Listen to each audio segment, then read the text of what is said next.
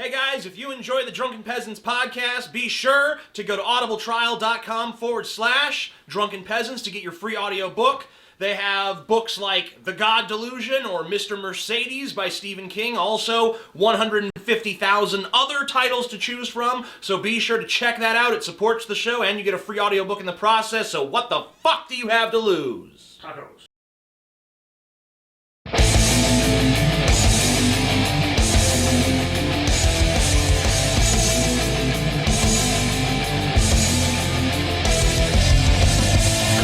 Live from the frigid armpit of America, this is the Drunken Peasants podcast with Ben and TJ, bringing you opinions of the news from an altered perspective. Fuck it! Say, man, you got a joint? No, not on me, man. I don't have facts to back this up. It'd be a lot cooler if you did. What the fuck you talking about, Atheism? It's okay. You're nothing, TJ. You're garbage. I just want to be light. You're garbage. And now, here are your hosts, Ben and TJ. We'll do it live. We'll do it live. Fuck it. Do it live. Fucking thing sucks. Welcome to the Drunken Peasants podcast, where we DP the fuck out of the news. I'm Ben. I'm 10. And actually, I had this set up earlier because I thought I had it set up where you're not even on camera right now, Scotty, because originally I was told that you weren't going to be here. So, let me... I heard that we were destroyed, so I had to show up to save you guys. Oh, I see. Okay. Fucking thing sucks. TJ is dead. It doesn't matter, Ben. I don't have to be on camera if it's too much of an inconvenience. No, it's not. Okay. I just have to... Ben just has to work his voodoo. Yeah. All right. There we go. All right. So now everyone's here. Okay. So, yeah, I guess apparently we've been defeated. Yeah. Ben was... earlier on, I saw Ben rubbing oil on his body while he was listening to David Bowie. And I asked him what was wrong, and he said, well, we were destroyed. And this is that destruction. Okay. All right. Oh, no, wrong one. Hey, Drunken Peasants podcast. No. Hey, Scotty. Oh, shit. Oh, no, here it is. All right, TJ, Ben, Scotty, you got a good show going. You got some Scotty. Drunken Peasants. Scotty. I started off loving your show. Scotty. Stories. Scotty. Your name is Scuddy. Scotty. Scuddy. Scotty. I like that. Scotty. I'm going to start calling you Scud now. Hello, Scud. There's my brother, Scud. This is my bud, Scud. Scud. My bud, Scud. Kind of like... My bud is named Scud. Kind of like Spud. I'm Spud. Spud. I'll be Spud and he can be Scud. Scud, Okay, Spud. I'll be Scud. That's like a Scud missile. Yep. It was fucking hilarious. Now, all you do is just pick on people and fucking strawman them into oblivion. Okay. Okay, you got this woman with who was hating against vaccines, and she had a kid, and she fucking was, I don't know, the kid was chewing on like something. many other and people, you were she had a saying, kid. oh no, the woman made the kid do that. You don't fucking know that at all. You don't know fucking shit. No. For all you know, that kid did have autism. The kid didn't have autism. He had autoimmune disease. Yeah, even she said even she did not claim he had autism. And what we actually said was, why is she filming this? Yeah, like it kind of looked absurd. Her kid was chewing on something, and she was apparently very concerned, and yet she was filming the entire thing. You know, if you were really concerned about your child choking on something, it seems like you would Put the camera down. Set the camera down and use both hands to, address that situation. And we don't know. I mean, like she may well have actually went and retrieved the camera before she even helped her child in the first place. So it just seemed very suspect. Like she was very concerned about us seeing her taking care of her child.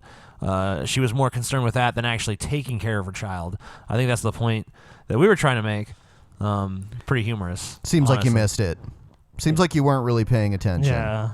He might have been Perhaps paying attention, not. but maybe he doesn't have. Maybe he just didn't really comprehend what we were saying.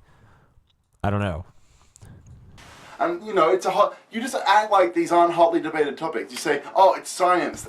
So what if it's highly bitch. debated? I don't give a shit. No. You don't give a shit? All okay, right. so Well, wait. hold on. My friend here. Wait. It's science. I don't give a shit. You act like these are not. No one here ever was like, "This is not highly debated. This is not a topic of discussion." All right, so what if it is? And next, he's going to give us some anecdotal evidence as to why we're wrong. But here's the thing: The science supports what we're saying. Evolution is not. I mean, evolution is hotly debated. At one point, you know, there were probably debates at one point about the. I mean, there still are in some circles about the shape of the Earth. You know, some people said the Earth was flat, especially during the Dark Ages. You know, and then there were scientific minds who understood even before that it's not flat; it's spherical. But the problem is, you're basically gonna say fuck science. It's like we don't care if there's a debate between people. You know, one side of the debate is a bunch of ignoramuses who are ignoring scientific fact. You know, like if you understand the scientific process where you have to formulate a hypothesis, you have to test your hypothesis. I mean, well, you have to formulate a hypothesis, and you have to say, okay, well, if this hypothesis is true, then if I did this experiment, we would see this result. And then you have to do that experiment, and if you see that result, then you publish a paper, and that paper is peer-reviewed by other people in your field, and then other people have to replicate the experiment, and so on and so forth. So there's this huge process of self-correction that basically does its damnedest to remove human error from the equation of searching for knowledge.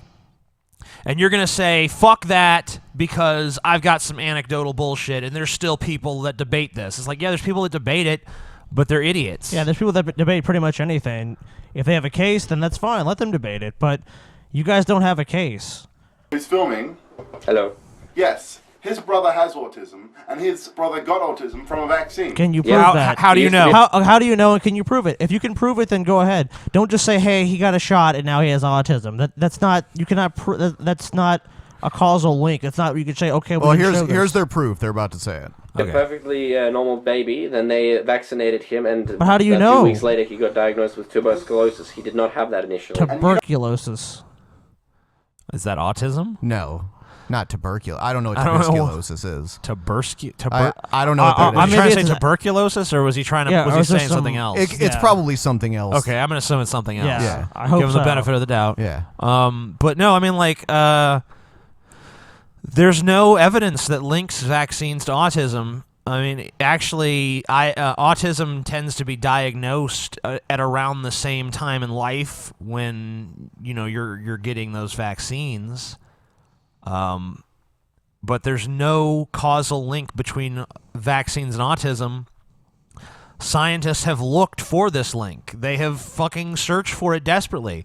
They didn't set out, they didn't set out like, let's disprove this. They set out like, let's see if this is true or not.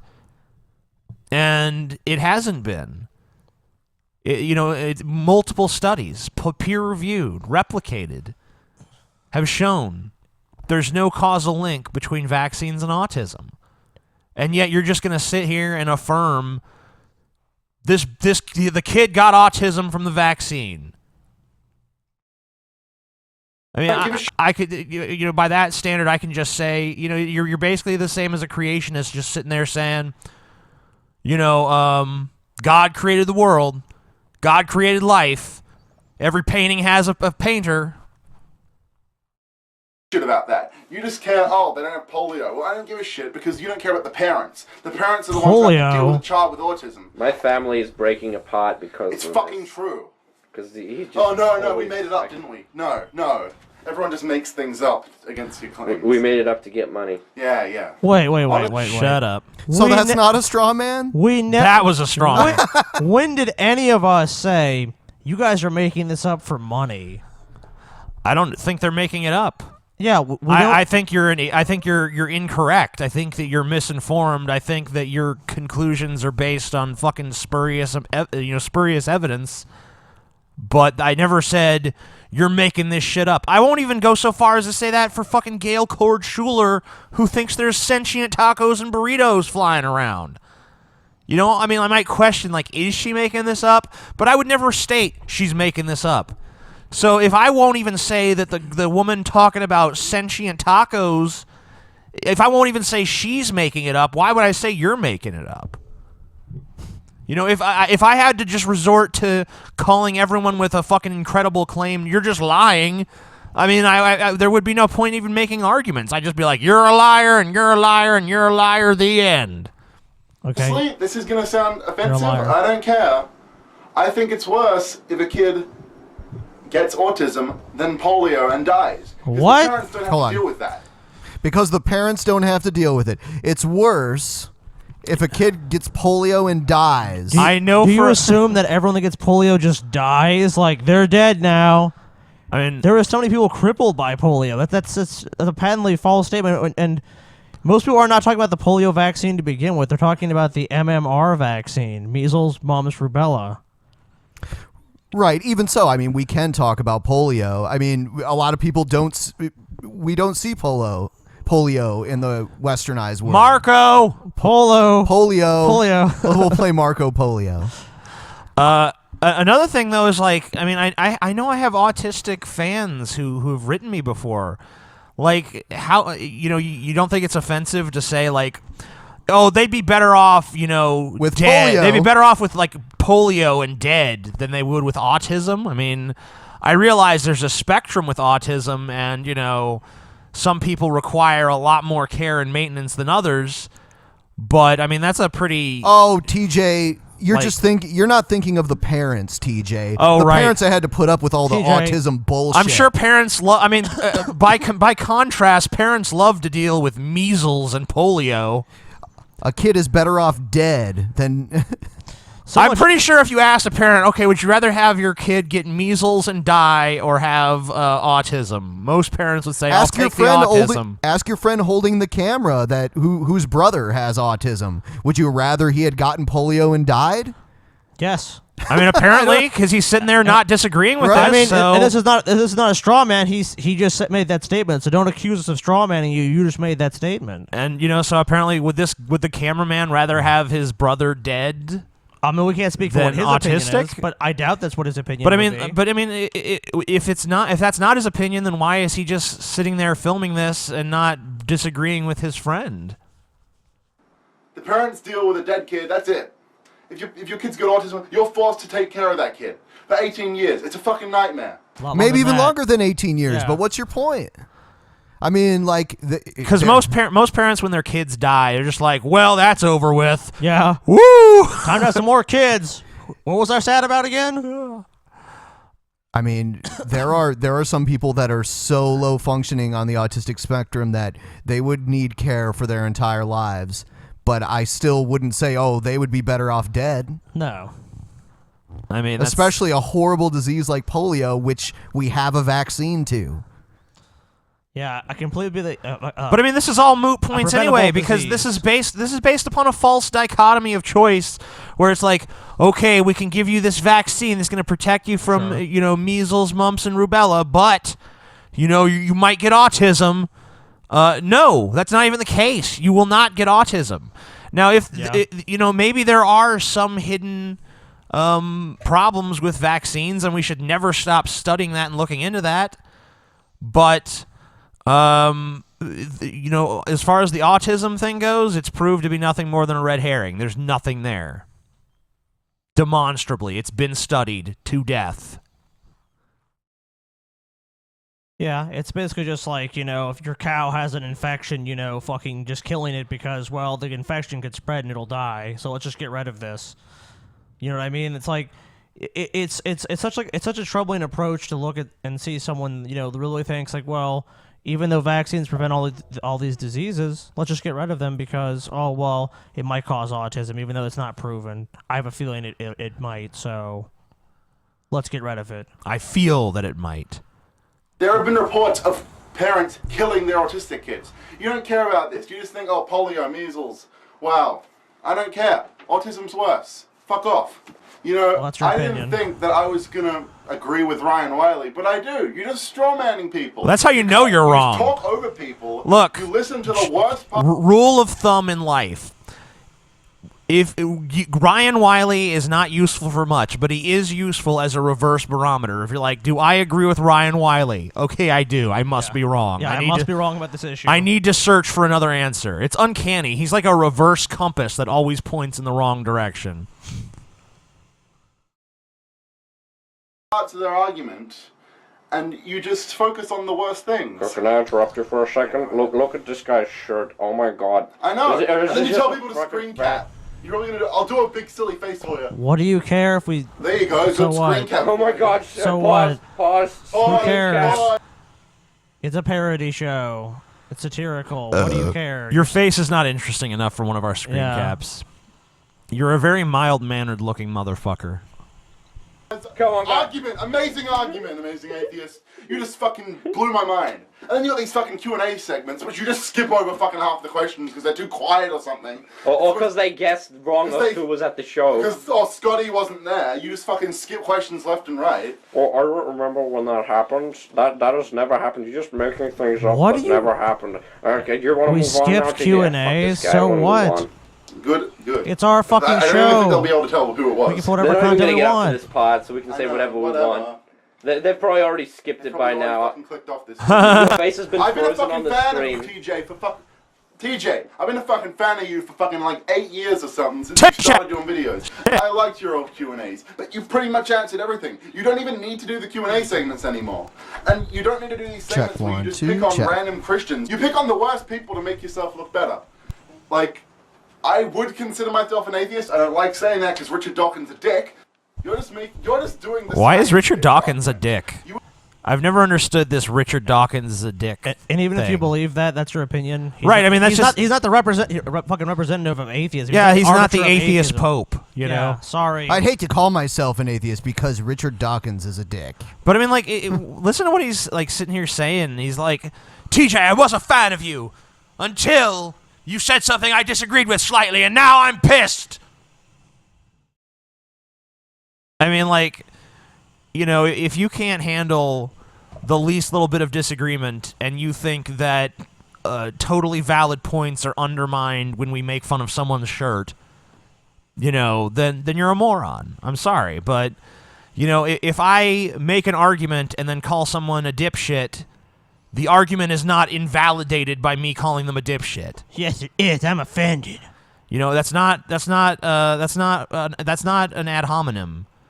That's not a straw man. No, you don't understand, TJ. I am offended.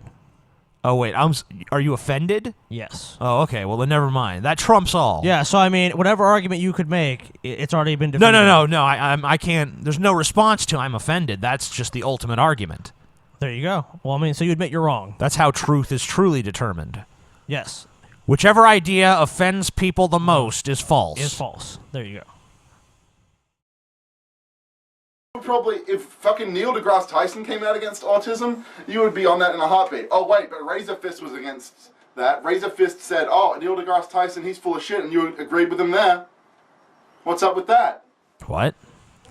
I did not. So how do you Pause. know all these scientists? It was like some rambling thing. I didn't even meant to say he said if Neil deGrasse Tyson came out against, he meant to say vaccines. You guys would be all over that. Well, because that'd be stupid.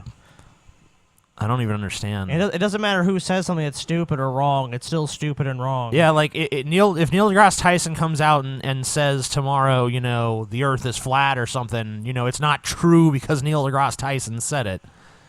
And as for Razor Fist not liking Neil deGrasse Tyson, I said on the show that I disagreed with his assessment and thought it was overly harsh. So I don't know what that was all about. I mean, I'm not even sure if that's what you were saying, but that's what I kind of gleaned from it, so I'm going to respond in kind. Fucking like this. You just group all of science under this one big thing. Oh, this is right, this is right. There are no good ideas in religion at all. That's bullshit and you know it. Religion has helped to fucking create society, okay? It's stupid, it's probably not real, but it's done. Okay, good. well, And so is science. Religion has helped. Okay. Blacksmiths helped create society too, but that doesn't mean they're not obsolete and useless at this point. You know, I could sit there and name tons of innovations that were instrumental towards modernity and human progress that are no longer useful. It was mostly in spite of religion, I would say, that society went forward. It was advances in math, in understanding the world around you, and you know, the raw materials of the world that can be harnessed. I mean, like look at the Roman Empire. Well, a lot of early science was funded by the church. So you give them that, but I mean, it's not really the church that did it, it was science. Yeah, but a lot of early science also came from, like, the Mesopotamian empires and also the Roman and Greek. Yeah. You know, but they had their own religions. Yeah, sure, but I mean, like, tying the religions to the accomplishments of the culture is perhaps a bit dubious. Yeah, that's what I'm saying. And you combine them. You don't just fucking say, oh no, we just need science, because then you get shit like evolution. Okay, fuck. You're gonna have so you get shit like evolution. I want to say something against evolution, but that's so against everyone. I'm not allowed to have a different idea against anyone. You're allowed to have it, but it's not. You're allowed to, but when we think it's fact. wrong, we're going to say we think it's wrong. You're allowed to have a different idea, but if your idea contradicts science, I'm sorry, but I believe in science over you. Because, see, you're just a person with opinions that are based on your emotional reactions to situations. And, you know, you might even have a line of reasoning that you think is pretty sound, but your line of reasoning doesn't hold a fucking candle to the scientific method. Yeah, if you watch this video, I mean, a lot of it is emotional appeal. Like, you know, this guy's, you know, brother has autism and his family is suffering and everyone, you know... You know, like, you want to just... Like, I'm sorry that's going on for you guys, but you can't just say because of that, science is wrong. That doesn't disprove the I mean, they can evidence. say whatever they want. You're entitled to any belief you want to have. Well, I mean, they can say it, but I mean... But, you know, your beliefs are not based seriously? on evidence or truth. They actually are, you know, in complete and utter contrast with what science actually says. And, you know, that's not to say that science is infallible, but I don't think that you can defeat a scientific claim with personal conjecture. I think that's pretty preposterous. I think that it should be very apparent to anyone with two brain cells to rub together why you shouldn't be allowed to do that. When it comes out, you'll be all over that shit because Neil deGrasse fucking Tyson. I don't give a shit anymore. All right. Fuck you guys. This is the last show I'm watching. Your fucking February 6th show. You. I might. That's a fucking lie. I'm addicted to your fucking piece of shit show. You fucking stupid ass John Cena fucking shit. Okay. Now here's Dude, what actually happened. You probably would like to suck John Cena's dick. Dun, dun, dun, dun. Yeah, I like how at least he's honest. He was like, "Well, this is the last show I'm gonna." Nope, I'm addicted. I'm gonna keep watching. Okay. He's a piece of shit still. I'll say that. Fuck you, dude. You can watch if you want, but I still think you're a giant fucking dog turd. They froze on your face, and it's been like on the screen for 15 minutes while they've been talking about some stupid tangent, like I don't know, they've been talking about Ryan Wiley for 15. You're so fucking wrong. It's unbelievable. Like you are so fucking wrong. That's why I don't like camera them. guy. I mean, they're just spewing total gibberish fucking nonsense. Talking about Ryan Wiley while I was doing that. And then like eventually they're gonna realize that they've gone off topic and then say, you want to change this? I'm a monkey. What's the deal with you fucking disabling the chat? I think he's trying to imitate me, but he keeps sounding like Sean Connery. It's okay to slap women. Are you done with this one, TJ? I am the last one. Why you guys disable Talk the about chat? slapping women. Because the Sean chat was a Connery. cesspool. We tried to moderate it. Some of the mods, not all of them, cracked down too harshly. We've already explained this. It didn't add anything to the show. People that want to discuss the show couldn't even do it if they wanted to. So we did away with it. Right. That's it. Well, the real truth, I mean, you know, that's Scotty's bullshit narrative, but the real truth is that Scotty was sitting there looking at the chat, and, you know, whenever someone would insult Scotty in the chat, he would throw my computer monitor across the room and smash it, and I'd be like, Scotty, please stop smashing my computer monitors, and he'd be like, fuck you, bitch. How many monitors did I end up destroying? Like 30 or 40? 69. 69. Exactly 69. I lost track, but... And then I'm like, we gotta disable the chat. Scotty's like, no, don't do it. I jerk off to the chat sometimes. Well, I mean, I couldn't help myself. I mean, it was shit, but all fucking YouTube chat. That's the fucking internet. What the fuck do you expect? And so your February 6th show went for like 30 minutes with your guest star who just paid fucking Patreon money to get on your show. He was just fucking super loud. It was bullshit. Okay, yeah, sure. He was too loud for a minute. We had a technical difficulty that spiked his volume. But I have people out there that can still contact me. I don't need to wade through a chat room full of spam for someone to tell me that there's a problem. And you try running a fucking show and never have any problems. You try. You could do it, Try to host a show. Can't you just look, set it up and run it Ben, all on your own and never have a fucking problem, dude. Look at that. You know what you see right there, Ben? When you look at that face, you see the face of your fucking betters, bitch. Wow. Real man of genius. Anything you can do, he can do better. He can do anything better than Ben. Especially podcast. Yep. Except for grow hair. You don't give a shit about people unless they fucking pay you anymore. Yes, that is it exactly. It's kind of... Most of our viewers do not pay us, and I think we care about them all. Right. I mean, like... Except you, because you're one of our viewers, so we don't only care about you. Well, but, you know, like, unless they give us reason not to. And if you're gonna fucking yell, I was the motherfucker that sent you Gail. So what? You don't think someone else would have eventually? I mean, she's not a secret. People knew about it. They went, you know, there were people that knew about it that went and talked to Brent Spiner about it at a Star Trek convention. And for all we know, someone else could have sent it before him, and we just didn't see it. Maybe it was him. Who knows? I'll take his word for it. I don't care. What does that mean? We owe you something? I mean, really, does that mean we owe you something? Ben, he sent you Gail, dude. You need to be more respectful. You have your little fucking tangent. Yeah. So fuck you, Drunken Peasants. Yeah, fuck us. The fucking random, I don't even remember their name, the random discussion podcast, they were better. They were better, but watch he can't even remember their name. The random other podcast that I never watched. That was a better one. Let me ask this guy a question. Do you think this is like we're gonna be like, oh my god, this is like they're better than us? This is like a Transformers fanboy with like Transformers shit all over his room, writing a letter to Michael Bay like, "Dear Michael Bay, Transmorphers was better because you did this one thing I don't like. The GoBots are way better than Transformers. GoBots. I prefer the GoBots, guys." Digimon. Ripoff. Their ripoff was fucking better than you guys. Yeah. Okay, I think I'll watch them. Go watch all like 3 episodes of their show. Yeah, go watch it. Daily Motion. Watch the blandness. I mean, they pretty much covered all the same videos we do, so I don't know how you can. But they did it better. Well, I don't know how he complains about the type of videos that we use. Him and his friend can start the Whiny Cunts podcast. Where they just wait a minute. They just whine about other people's shows. But wait a minute.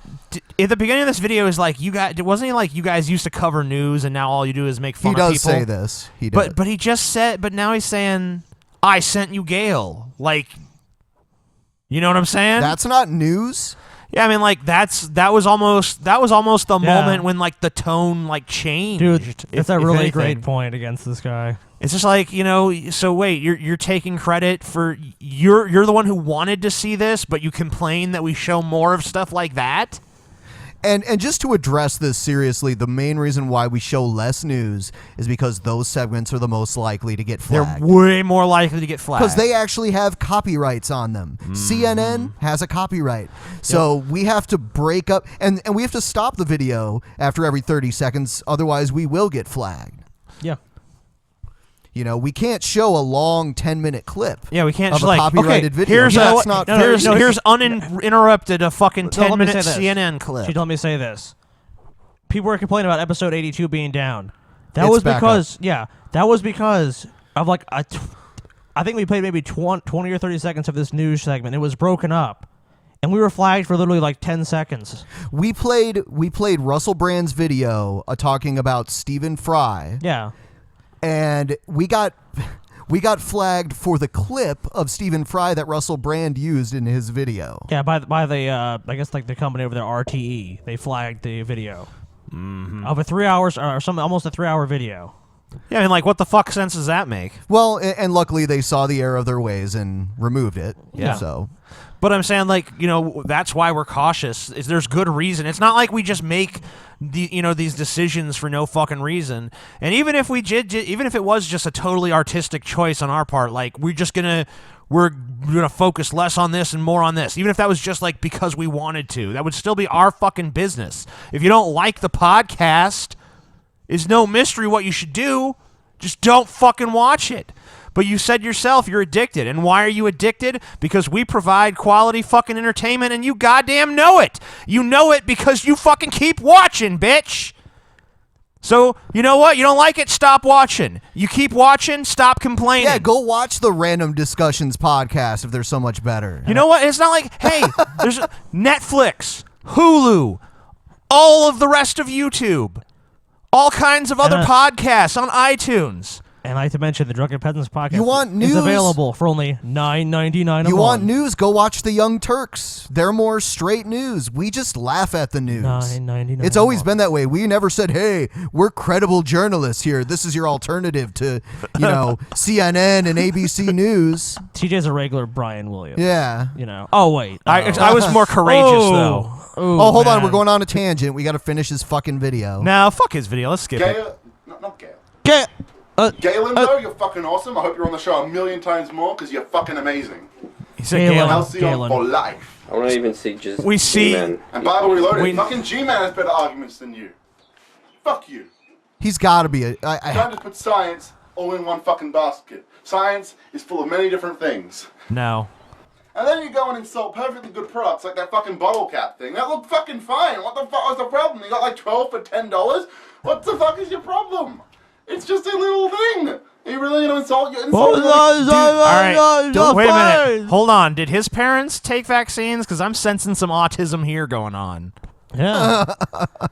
I don't know what's going on here. He's why is he taking things that are obviously said in total jest and lightheartedness as if they're like serious? You're mean, TJ. Like, does he really think we have like some serious issue with people who put the little bottle cap tops on these things? The mean-spirited Drunken Peasants podcast, who want to stop people from putting little weird things on top of their bottle caps. It's dead. Yeah. TJ's dead. A mic stand would have prevented that from happening. TJ is now dead. Yeah, hand me the mic. Dude, TJ's mic is fucking up because TJ's stupid. Here, give me the mic. All right. So Best treat TJ like he's a chalk. Give me the mic, TJ. I know. Huh? TJ smiles. TJ, no understand. Check 1, 2. Hold it like this. I have been. You're a liar. Looks like TJ. TJ got vaccinated. Yeah, I think TJ was vaccinated recently. But it's okay, TJ. I know. Definitely vaccinated. I know at this point you'd rather be dead. Yeah, I wish I had polio instead. These ads from like the fucking 70s. Don't you want to make fun of anything new? Do you have any fucking material? You don't even... We have plenty of material. We do a show 3 days a week. And thankfully, you're giving us more. And most of those commercials are from the 90s, not the 70s. But a lot of them are new, too. Every now and then we'll play a few retro ones. But that's what it's all about, man. I mean, we're not going to just wait until a commercial comes out today to cover it. Then we have no material. So how can you say, why don't you do anything new? Don't you have any material? Material always comes from the past. Yeah, by necessity. Yes. No, but we have to sit there and try to predict what the future things are going to happen. Yeah, it's like, oh shit, man, are they going to put out a commercial? The fortune-telling podcast. Yeah. I wonder what stupid shit, these people will say next. I don't know. Let's speculate about it. I don't want to fucking do any news stories. I thought it was supposed to be about DPing the... Tomorrow, Dolly Parton will die. People. You're picking on random, like, fat kids with fucking 10 views like me. It's bullshit.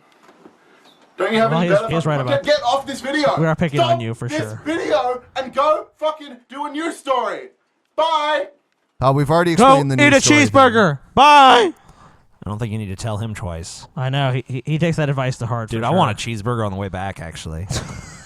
Yeah, TJ will be like, now we have to go to Wendy's. He'll say it like some people say that go they to Wendy's, man. He'll say it like some people say that, I've got to go pay my taxes or I got to go to work. TJ's like, yeah, we got to go to Wendy's now.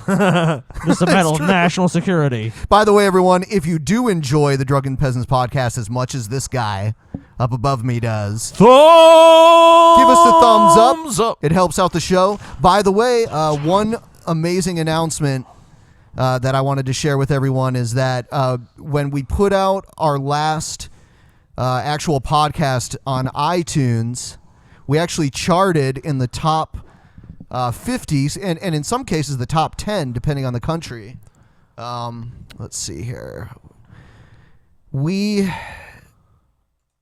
In Australia, on February 7th, we charted rank 17 overall for podcasts. We're the greatest Australian podcast ever, except for 16 Canada, others. though, we got up to 11. Actually, I think that's our highest rank. So we didn't get top 10, but Canada is what's up with you, Canadians? We should be 10. 10, Canada, 10. Told you Canada's screwing us over. Germany, we were 96. You suck, If you're Germany. a Canadian fan, download this show.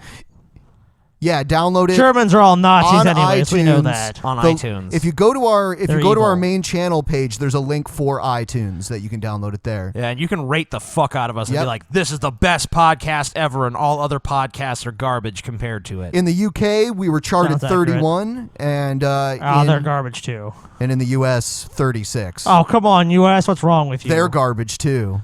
The United States. I guess is trash. Canada was the best. That's What are we charting Yep. Russia though? Ah, That's what Canada really was the matters. best. I retract my statement about Canada. What about in Russia, Ben? We probably didn't chart at all there. Oh man, come on. Oh, I bet you were number 1 in Russia. Rusev Crush. By the way, we're going to make this announcement really quick here. teespring.com/drunken peasants. There's 2 hours left to get your shirt.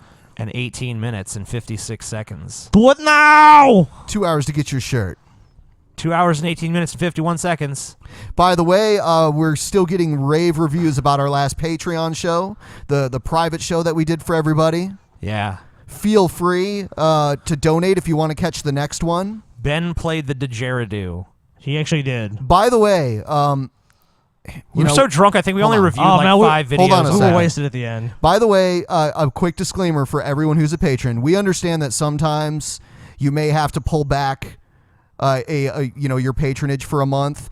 Make sure you do that after we do the live show, because if you cancel your patronage, you don't show up in the list of active patrons, Yeah. and then you won't get the link. We have no way of knowing that you had even pledged to us. It's a shortcoming of Patreon. Blame It is. them. It is. Their messaging system is garbage. It too. is not Yeah. our fault. So It is Patreon's fault. if there's a month where Blame you can't Canada. afford to be a patron, but you paid the month before, please wait until we do the live show, and then you can pull back. We Hashtag- understand.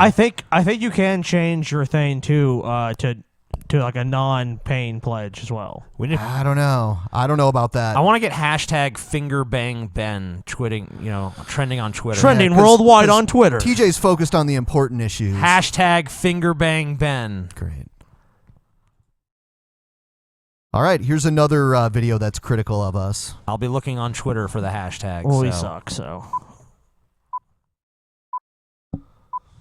Your actual tweets don't have to be related. I just want to preference this video by saying that I'm a fan of The Amazing Atheist and the Drunken Peasants podcast. I have no want them ill will killed. towards them, and I think they're funny, and I love the show. They'll be eaten by hyenas. This is someone whose video we had critiqued, and we made fun of his voice. He looks and like a Mortal Kombat character there. He does. But that does not exempt them from criticism, and I think the way they tore Yes, apart it does! How dare The you! Amazing Atheist condones bestiality warrants a response. So let's do this shit. Let's do Why, it. bitch? Ah, We're going to okay. be reviewing something that TJ do it with an animal. as The Amazing Atheist said in his recent two-part TJ Q&A Kick. video. For those Man, you know what? He has like the voice I always use to can I mock nerdy people or act like the fake nerd? He has that voice. He's He said his name was Unit I'm 522. Unit 522, guys. So what happened to the first 521 units? Units. He's just a clone. He's probably a Units Gale 1 clone. through 521 all fucking killed themselves. So hopefully we're hoping we have better results with the Unit Amazing 522. Atheist is a loser. And I'm going to Who show you knows? why. He said this on Tumblr one time or someplace. One time, the Amazing Atheist said this thing that I disagree with, and I'm about to explain why he needs to be killed. Well, Tubbs J, if you bothered to watch my whole video, you would have heard me say this. Now, I just want to say that I'm not one of these YouTubers who hate the Amazing Atheist. I just happen to disagree with him on this particular statement about bestiality. And there's a way to disagree with somebody and still be civilized about it. And I think that Well, should be applied okay. more to people who have disagreed. Pause this. Okay. I also said you were a Gale clone. I mean... Yeah, we said that you were like a robot that was like one of like a series of many. You know, like a lot of these people just have no sense of humor. They're just like, what we're saying, it should be taken at face value. You know what I mean? Like, sometimes you hear people criticize. Don't even take it with a grain of salt. Just take it with a pillar of salt. You should really listen to the context, because sometimes you can have a knee-jerk reaction, then you go back and say, "Oh wait, what were they really saying?" And then it's like, okay, well, they were just joking around. Agreements here on YouTube. I pretty much clarified that I'm not a typical critic, but I guess you don't give a fuck about that. And Scotty, where do you find the balls to make fun of my voice? You sound like this. I'm pretty much the third wheel of the podcast, and I'm here to confirm everything that Ben and TJ say. I occasionally chime in. Dude, your with some voice smart-ass fucking sucks. remarks. I can safely say it. Like, yeah, many people have made fun of my voice. That's fine. They can do that. Would I have the balls, dude? I would go right to your face and tell you your voice sucks. If you ever in the same areas, I'd go right up to your fucking face and say, you have a stupid voice. I don't care. You could say, well, you have the same, and you're the third wheel of the podcast, and I don't care. That's your opinion. Go ahead. Scotty's shitty voice versus this guy's shitty voice in a shitty voice battle to the death. Yeah, I bet exactly. I don't care. Walk around with nose plugs 24/7. I want to start talking like this, guys. Testicle from a TJ Kurt clone. Hi, record, guys. Units number 1 through 521 did not self-terminate. I fucking destroyed them because they were inferior. You're a little and pussy. I You also couldn't destroy sabotaged anything. any possibility of there You being a couldn't unit destroy number 523 anything. to replace You couldn't me. destroy a single Renegade thing. for life, bitch. I sabotaged them because they were inferior. Pause this. Dude, if you want to act all tough, I would gladly meet you somewhere and whoop your ass up and down the street, and then we could settle this like men, because you're trying to act like you're tough. You are the biggest transparent pussy I've ever seen. So just shut up. Transparent. Well, that might be true in your case, TJ, because we all know your stance when it comes to shoving things up your ass. But I'd rather be killed than fucked. Hey, he would rather be killed than fucked. This dude is the biggest vagina I've ever Scotty, seen. this guy would rather be killed than fucked. I don't know, like he's pretty dumb. You know, like that alone. I mean, that just makes me think you're just kind of like really dumb and like don't even know how to prioritize things properly. He's such a little spiteful cunt too. He's sitting there like saying all this shit. He's like, "Well, you guys are all fucking losers, and I'm different."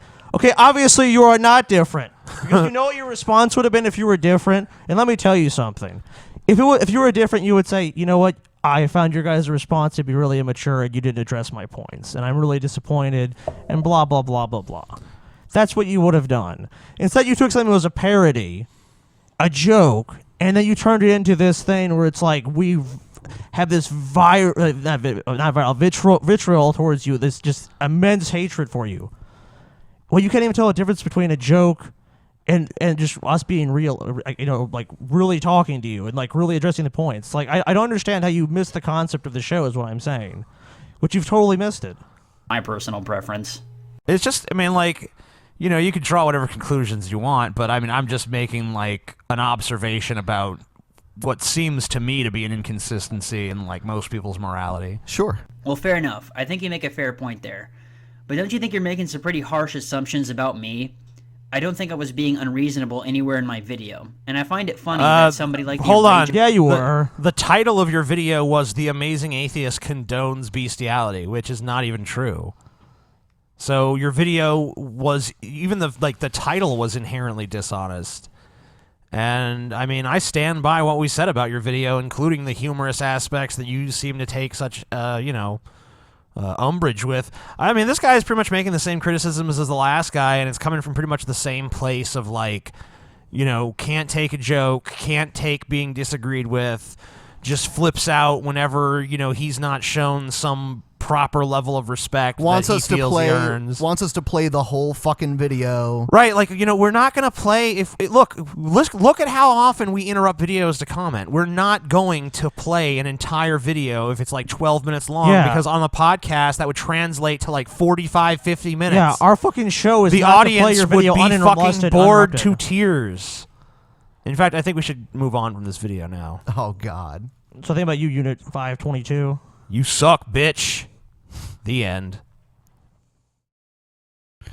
You were afraid of the rest of my video. Insane Obama. Americans have had to cower and suffer in fear. We've had to suffer economically and be fearful of our enemies. You know what this reminds me of? This is like you know, like some character in a movie like in the 40s or 50s that's like put upon and shit. Yeah. Because he's like a simpleton, but then at the end of the movie, he gives this like big impassioned speech, and everyone's like, "Holy shit!" And they all clap. It's like, wow, this simple guy that we all just took for granted actually had this great speech in him, but instead the speech is just garbage. No, this guy hates Obama. Obama's fucked up a lot of stuff, but he loves Cena, and he has the answer. John Cena.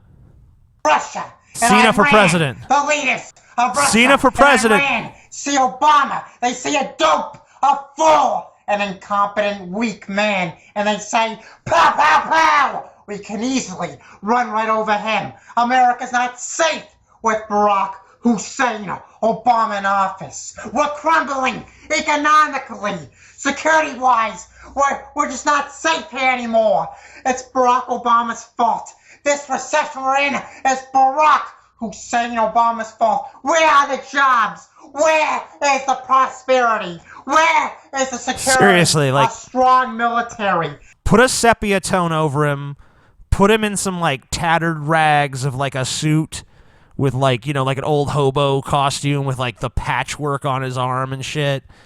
Put him in like a 1950s movie and have like a bunch of like businessmen and like elite upper class snobs like sit there like nodding to this shit like, wow, you know, that's the truth. That's what we've been looking for this whole time.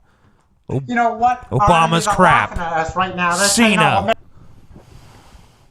America's so weak, so incompetent. Their leader is a moron. Their leader is a fool, an idiot. Barack Hussein Obama has caused so much trouble. But you know what? Soon enough, it'll be over. In 2016, he'll be out of office. He can't run for a third term, thank God. Thank God he can't run for a third term. Yes. But it'll only be good if we elect the right man. But who is the right man? Who is the man who can step up and take the mantle? John of Cena. The President of the United States of America. John That Cena man is so strong, handsome, charismatic. I like how he threw in the handsome part. Handsome, good looking. Yeah, he's a handsome. Unfortunately, not a homosexual. And smart. Which man He's can smart. do it? It has to be a great man to be president, to clean up the mess that Obama left. Barack Hussein Obama left a poo-poo on America. He took a dump on America, and it needs to be cleaned up. It's a very tough responsibility. It's a tough job, but I say the one man who can do it is John Cena. Yeah! John Cena! So, you know what? I actually, like, honestly, at this point, I want this guy to become Cena's manager and do all his talking for him. Yeah, that would be great. Oh my God, Cena! You could come out, like, take the mic, like, Cena! I can't even get my voice that high. Dude. That's the highest my voice can go. His voice is like if like Gollum and Peter Griffin had a child, and then that child just like inhaled helium. Cena is my precious. Yes. Everybody who's part of the C Nation has to help John Cena get elected. Cena! Because John Cena is such a great man, so charismatic, so inspiring, he will not let our enemies overtake us. John Cena says hustle, loyalty, and respect. John Cena also said... What the fuck does that even mean? Like, hustle, loyalty, respect. I don't know, man. Sounds like a fucking bumper sticker. The more he talks about John Cena, the more I can actually see John Cena as a presidential candidate. Like, he would have to run for, like, Senate or something first. He's better than most Republicans, though, I have to say. I was thinking about trolling WWE after the Raw that we went to, calling up and asking for my money back because Cena didn't wrestle. Because when we were there, he came out, but he was only out there for like 5 minutes. I was going to pretend like, you know, I bought tickets for me and my kid or something and be like... My child, who has cancer, came to see John Cena wrestle, and my child was so disappointed that he died on the car ride home. Whoa. I wouldn't go that far. I wouldn't do the cancer thing either. I'd just try to get a refund. You're a pussy, Ben. Rise above hate! Rise above hate! And also, if John Cena was in office during the last years of the Iraq War, he would have said, never give up, never quit. now we have 2 blemishes on our record. We lost in Vietnam. Liberals had to just pussy out of Vietnam. They had to pussy. Hold on, wait a second. Vietnam was started during the Kennedy administration, and it was under ended, false pretenses. and it was ended during the Nixon administration. So I don't know how the liberals messed up. But I mean, like the thing is, like the way he's viewing wars is pretty fucked up. Like he's basically viewing wars as if Just they keep were it like going. wrestling matches Yeah, with yeah. like We a won! win-loss record. And America has to this, in this corner, wearing the red, white, and blue trunks, America, with a record of 16-2 or some shit. Like, no, you're horrible. You're a fucking piece of shit. Yeah, I mean that's a reprehensible statement. It's like tell it to the thousands of people's families who no longer have family members because they died. Civil. I mean, it's just so weird. And the civilians of those countries. Here's the problem with this never give up mentality that you hear from all these stupid fucking idiots. This is the same shit. Justin Bieber, never say never. John Cena, never give up. It's like a very childish notion. Like there are definitely times in life where you should give the fuck up and do something else. This idea that you should just stay the course, maintain, no matter what factors change, even if you realize you made a mistake doing this in the first place, you should still just keep going because you gotta fucking stay the course. It's bullshit. It's funny though. Going back to his revisionist history, the liberals messed up Vietnam. LBJ was president and Nixon was president. Both of them very conservative. Even though LBJ was a Democrat, he was like a Dixiecrat. So well, not to mention like the premise for the Vietnam War was something called the Gulf of Tonkin. Yes, which never happened. Yeah, Jessica Ventura talks about that. And the premise for going to war with Iraq was that they had weapons of mass destruction. Hey, and guess I'm what? sure he's going to mention that. Did we next. find any? Out of Iraq. Those are the 2 wars we lost. We could have been undefeated. Saddam Hussein's farts may be counted as chemical They warfare. had to retreat and surrender. Run away is what the liberal mindset is. But John Cena, he would have said never give up, never quit. He wouldn't have stopped. I want to believe that this guy is acting. What do you think the chances are? I have no idea. Do you think he's trolling? I hope he is acting. I don't even, at this point, I don't believe anybody, but I also don't disbelieve anybody. Sure. Because it's like, no matter how stupid someone comes across, I'm like, could someone really be that stupid? And I think to myself, yes.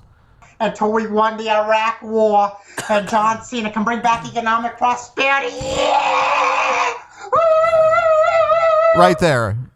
That's kind of. Were you fighting in the war, dude? If you're that concerned about, the war, John were you Cena. over there fighting? And go enlist. Yeah, exactly. So what is John Cena? How exactly is John Cena going to bring about economic prosperity? He's just going to go to Wall Street and be like, hustle, loyalty, respect. And then money is just going to fucking pop out like an ATM machine into the pockets of ordinary Americans. That's how it works. Sweet. He's got my vote. Yeah. Dun, dun, dun, dun. Man, John Cena sure was a shitty wrestler, but he's a great president. Yeah, like spontaneous money syndrome start affecting everyone. Just check your pockets. Oh, I have money I have now. 10 swimming pools now in my fucking multi-acre backyard. Thanks to John Cena. Ow! So here's some InfoWars. Mass murder pills. Yeah, it's not Alex Jones, but it's one of his cronies. InfoWars Nightly News. The anti-vaccine paranoia and hysteria has I reached like his a fever hair. pitch. The Nightly News is covered with these stories. Anywhere on the web you look, even Jon Stewart's covering it. Everybody is hating after the people who don't want to inject themselves with toxic substances and live viruses. Okay. Not live viruses. That's already bullshit. So first of all, toxic substances, I mean, like, whether or not a substance is toxic to human beings depends on the amount. First of all. Right. Like beer could be toxic. You can actually water can be toxic. You can poison you can poison yourself on water. You can poison yourself on milk. If you ingest or inject too much of something, yes, it can be dangerous. But we know that the amount of thimerosal, is that the proper pronunciation? Yeah, thimerosal. That was in vaccines. I don't even think it's in vaccines anymore. Except for the influenza vaccine. I hate the whole. Obviously, why if there was the live virus in the syringe, injecting it into you, obviously that would defeat the point of getting it. Yeah, that's not how it works. Yeah, it's not like, the live virus. It's part of the virus. It's like a fragment of dead DNA. Yeah, so that your body can recognize it and fight against it. Exactly. That's all it is. And that's why sometimes, like if you have the flu vaccine, your body will start showing symptoms of having the flu because your body is reacting as if it does have You know what it really is? It's like holding a wanted poster up in front of your white blood cells and saying, "This is who the fuck you got to look for." Huh? Even a new Sounds like Rasmussen my National nonsense. Television survey finds that 83% of American adults are at least somewhat concerned that children who do not receive vaccinations will cause health problems for other children. That's a very fucking reasonable concern.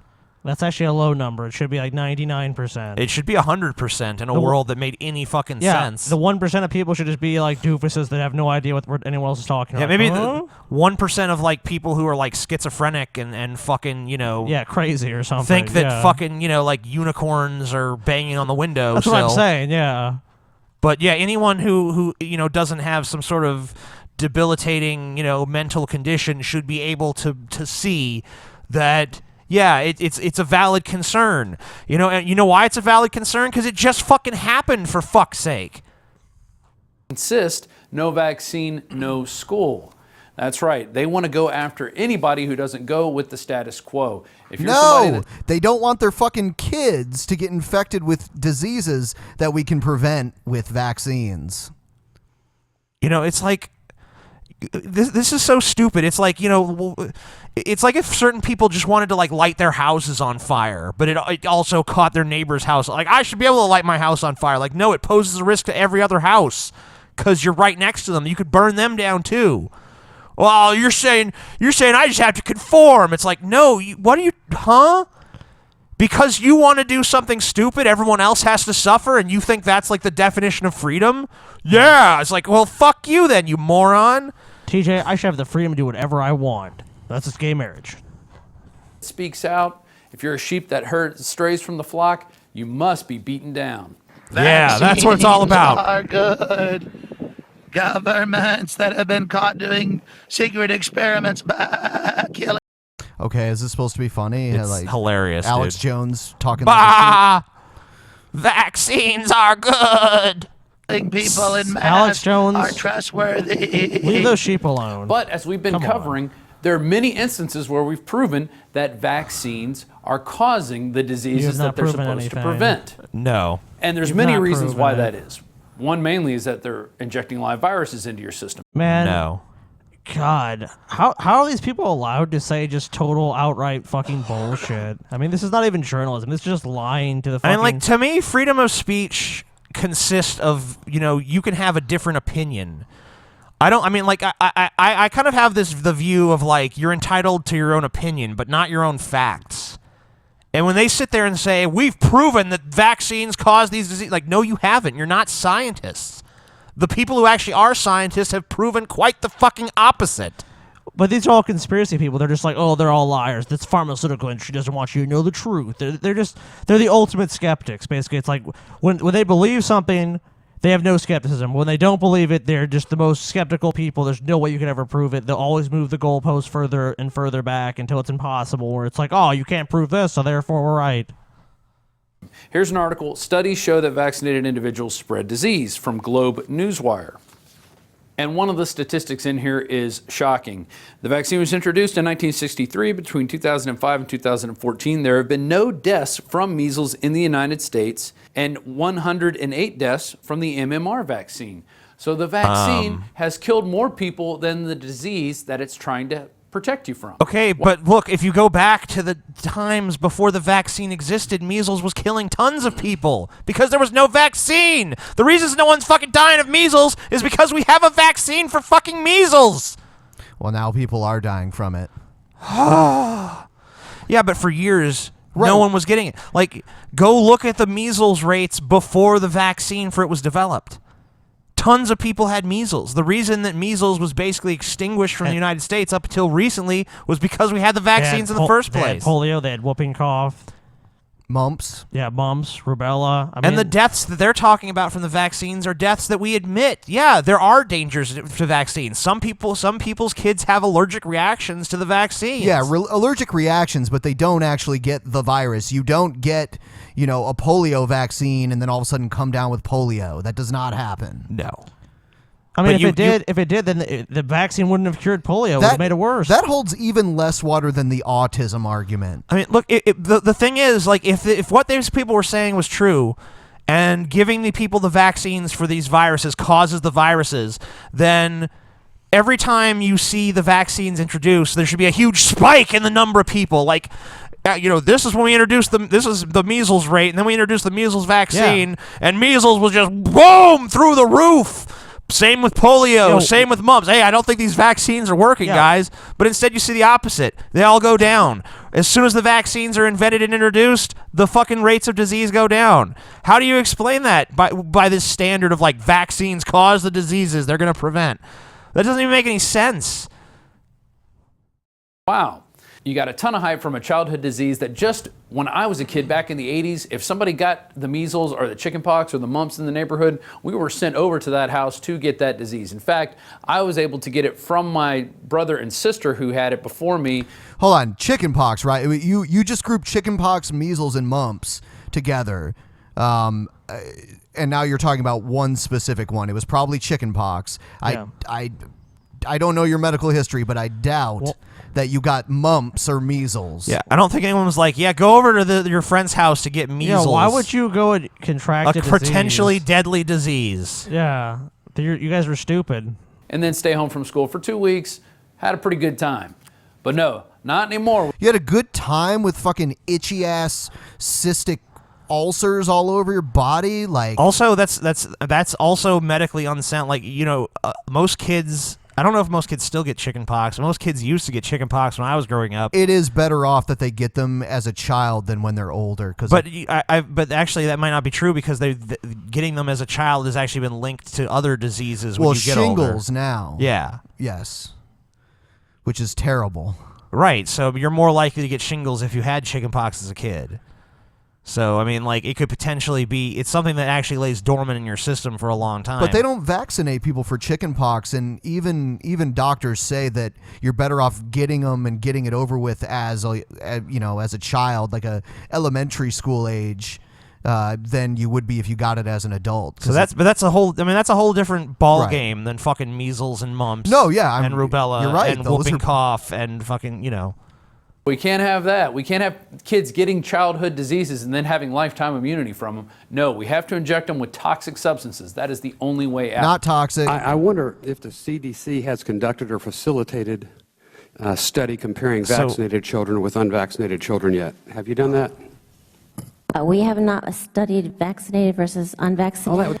Did they give any context to this clip? It doesn't matter. Of course they have no context. It doesn't matter if the CDC has done it personally because science has done it. There's tons of articles published about this. All you have to do, I mean, they're available to read. I mean, some of them cost money to read, but if you really want to go out there and read the scientific literature on vaccines, it's out there. But don't get your fucking information from Alex Jones telling you, I mean, this isn't Alex Jones, but Alex Jones or his cronies telling you something, or some news site telling you something. If you really are interested in the science, go read the science directly. It's a little bit more cumbersome to read. It's harder to comprehend everything that's being said. But, if you read over it a couple times, you'll be able to glean what the fuck is actually going on. Instead of actually just reading some dumbed-down version of someone who wants to manipulate you into believing something that's maybe not necessarily true, which is exactly what's going on here. All right, we're going to move on. Next one, this video is entitled, Atheism is the Most Depressing Religion. So many things wrong with the title. True, though. Is this the singing guy? So depressed. No. Oh, man. I was hoping it was going to be. What is going on, everybody? Atheism is the most depressing this is religion. my first video in a while. And no, this is not the video I promised to upload the song. Breaking your promises. I'm working on it. Give me time. Working on music. It's hard. Like, it's easy to write. but it's hard to finish verses. Like I've got 2. Which would make it not easy. Yeah. If something's easy to start but hard to finish, I would say overall that would make it difficult. So 2 verses down, I just don't know how to finish them. That's my problem with that. So it could be up by tomorrow, or it could be up in the next week or so. Like if it's not up by the next 2 weeks, then you know what?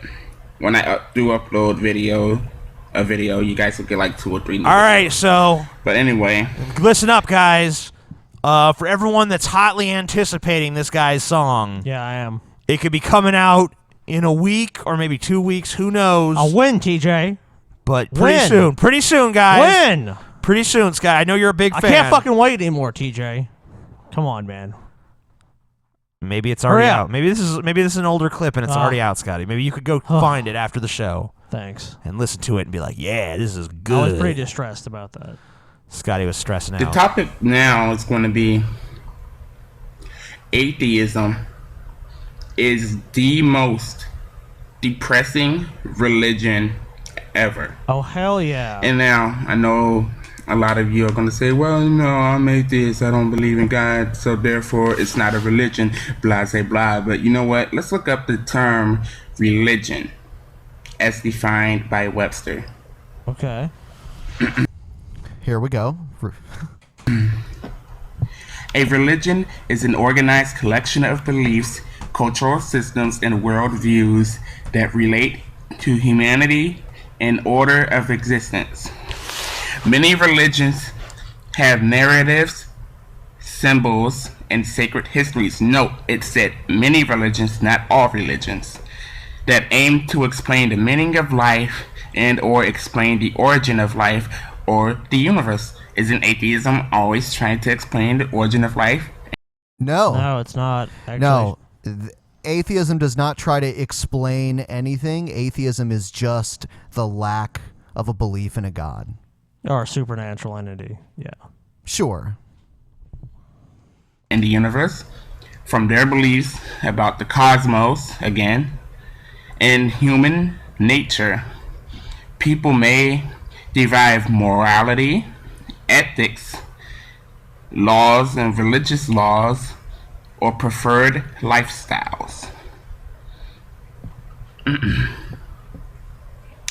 Yes, so by the terminology of Webster, atheism is in fact a religion. No.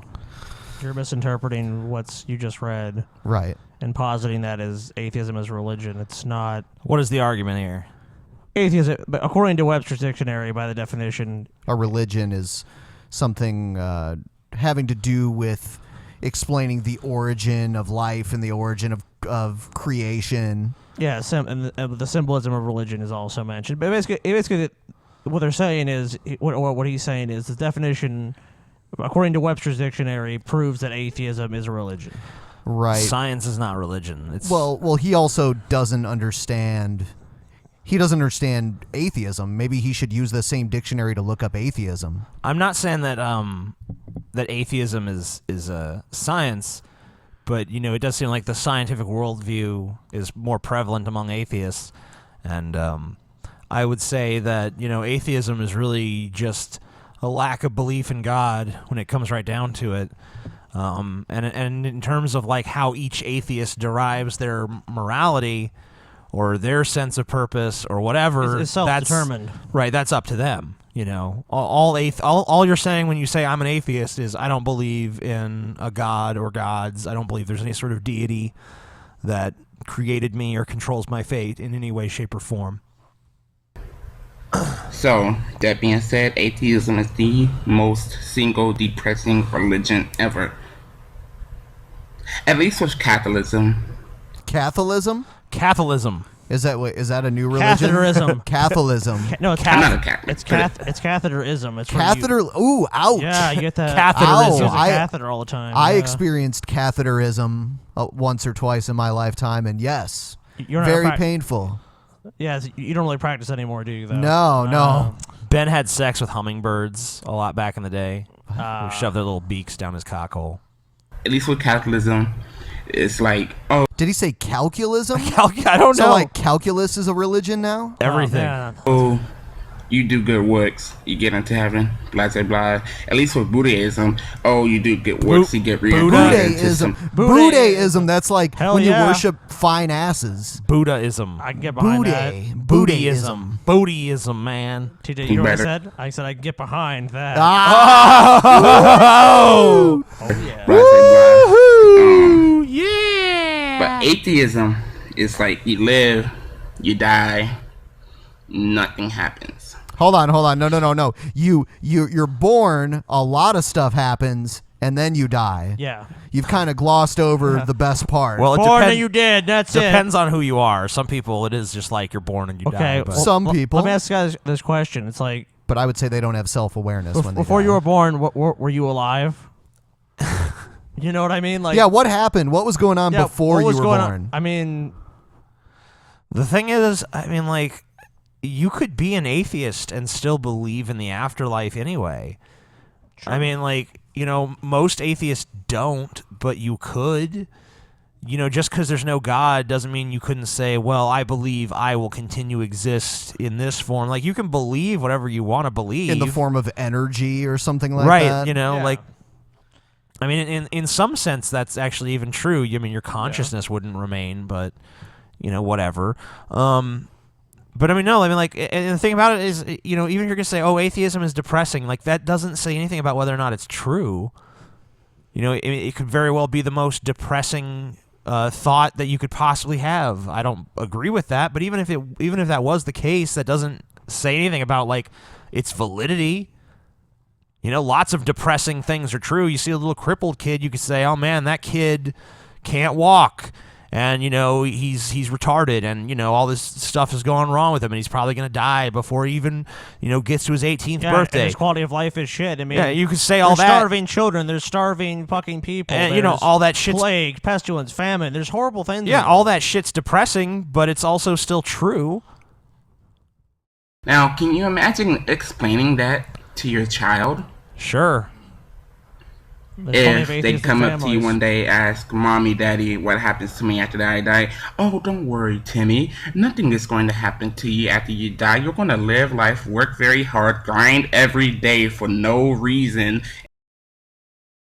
I mean, working hard, the reason that you work hard is so that you can be rewarded in this lifetime for your hard work. Yeah. That has nothing to do with the afterlife. Yeah, if you only expect a reward the next life, you should just work for free and be like, yeah. There's proven rewards in this life. There's not proven rewards in the next life. You know, if my kid came to me and said, what happens after I die, I would say, like, what happened before you were born? It's like, I don't remember. Well, then what's it matter? It'll be the same. Exactly. And you know what? I mean, I would even say, like, you know, maybe, I would say I don't know. That's what I would say. Maybe, you know, I would say I don't know, but I would have, like, the caveats. I would say what I think. I would say, you know, I Sure. basically think that, you know, nothing happens, but some people say that something does happen, you know, and it's up to you to decide for yourself. You know, what's wrong with that? I don't think that's all that hard to say to a kid, honestly. Die.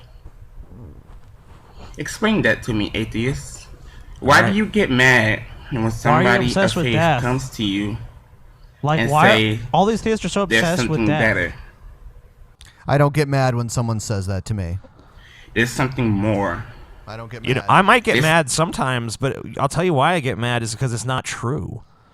You know, you could sit there and tell me something better. I say, my immediate reaction is like, okay, well, what's the proof? Well, this book. And I have this belief. It's like, well, I don't care about your belief. Do you have any actual evidence this is true? No, I don't. No, the book. Go back, see book. If you read the book, you'll see. And like I've kind of taken a look at the book, and honestly, it's not too impressive to me. They're so preoccupied with death. They don't even really care about life. It's like, well, life is supposed to be good, but what happens when you die? What about death? What about death? It's like, why don't you guys just admit you're really afraid of dying? I will say that, and you need something to make you be like, you know what? Death ain't all that bad. 'Cause you got another magical life. It's like, I've been alive. Wow, that's great. I've been alive for about 30 years, and honestly, I could say it's felt like pretty much an eternity. Like, I can't remember a time when I didn't exist. So it's because you didn't exist, right? You know, so I mean, it's like, you know, life is not as short as people tend to say it is. I find. Life is the same. I mean, time goes at the same speed for everyone. Obviously, some people have shorter lives than others, but our concept of time can be different, the way we perceive the time. And we've had that conversation. Yeah, before. Ben's always talking about like shit going really fast. Like I don't know. I sometimes feel that. Mostly, I feel like things go really slow. The older I get, the more quickly time seems to pass. When I was a kid, you know, a week would seem to last forever. Summer vacation. 25 minutes from now, Ben will be 75. Yeah. But no, I'm not talking about the actual passage of time. I'm talking about the way we perceive the passage of time. Ben's gonna be the old folks' home soon. He's gonna be sitting there eating his applesauce. We're gonna drop him off at the old folks' home on the way back from the show. Yeah. His teeth are already falling out. There's one. Something greater than you. There's something greater than life itself.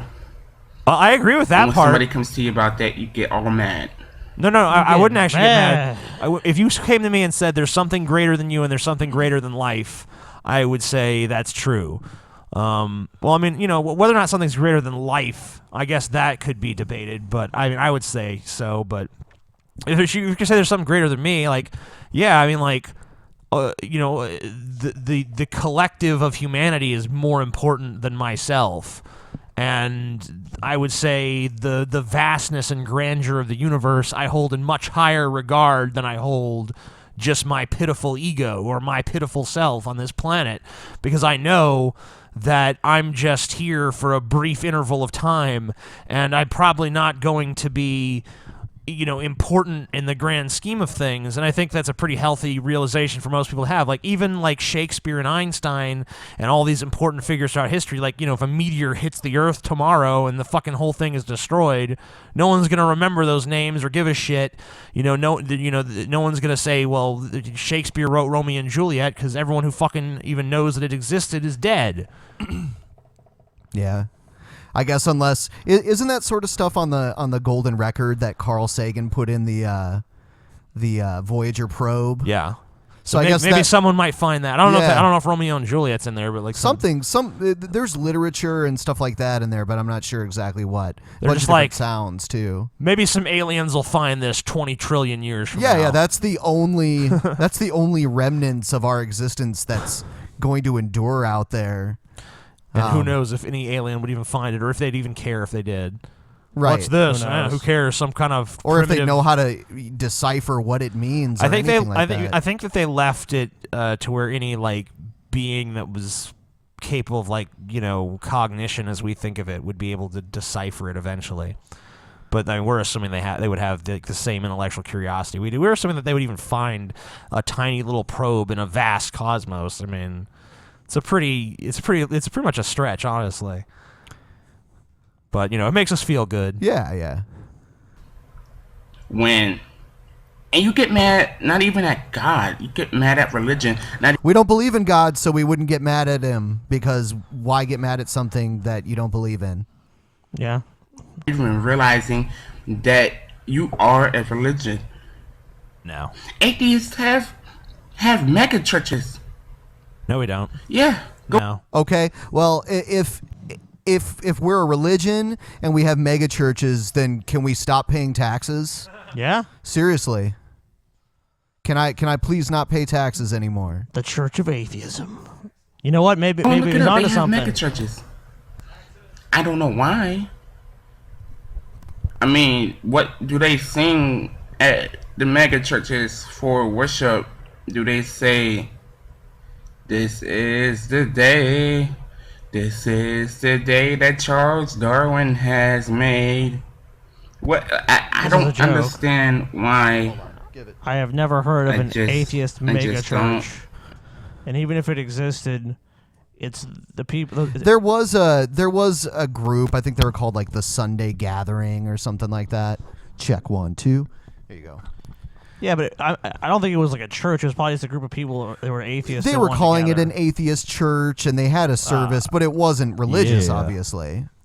Tacos. Was it a mega church though? Was it like? Full, I wouldn't like, necessarily call it mega. Yeah, I mean, there he's was saying, like a little church. Yeah, I mean, but that just sounds like an isolated incident. Doesn't really sound like it represents most. It's not a mega church. Yeah, There's been a few little atheist groups that kind of like jokingly called themselves churches. Yeah, but that's probably tongue in cheek, like you're implying. It's kind of like we're a church, you know what I mean? But I mean, I could see that it's confusing our friend here. Yeah. We're going to move on. Here's another video entitled "All Atheists Are Bad People." That's definitely true. All atheists are bad people. Every single one of them. Yeah. Been interacting with Stereotype atheists much? primarily on this channel for 3 or 4 weeks. They're a bunch of bullies. Name calling, bullies. cursing, profanity, blaspheming God.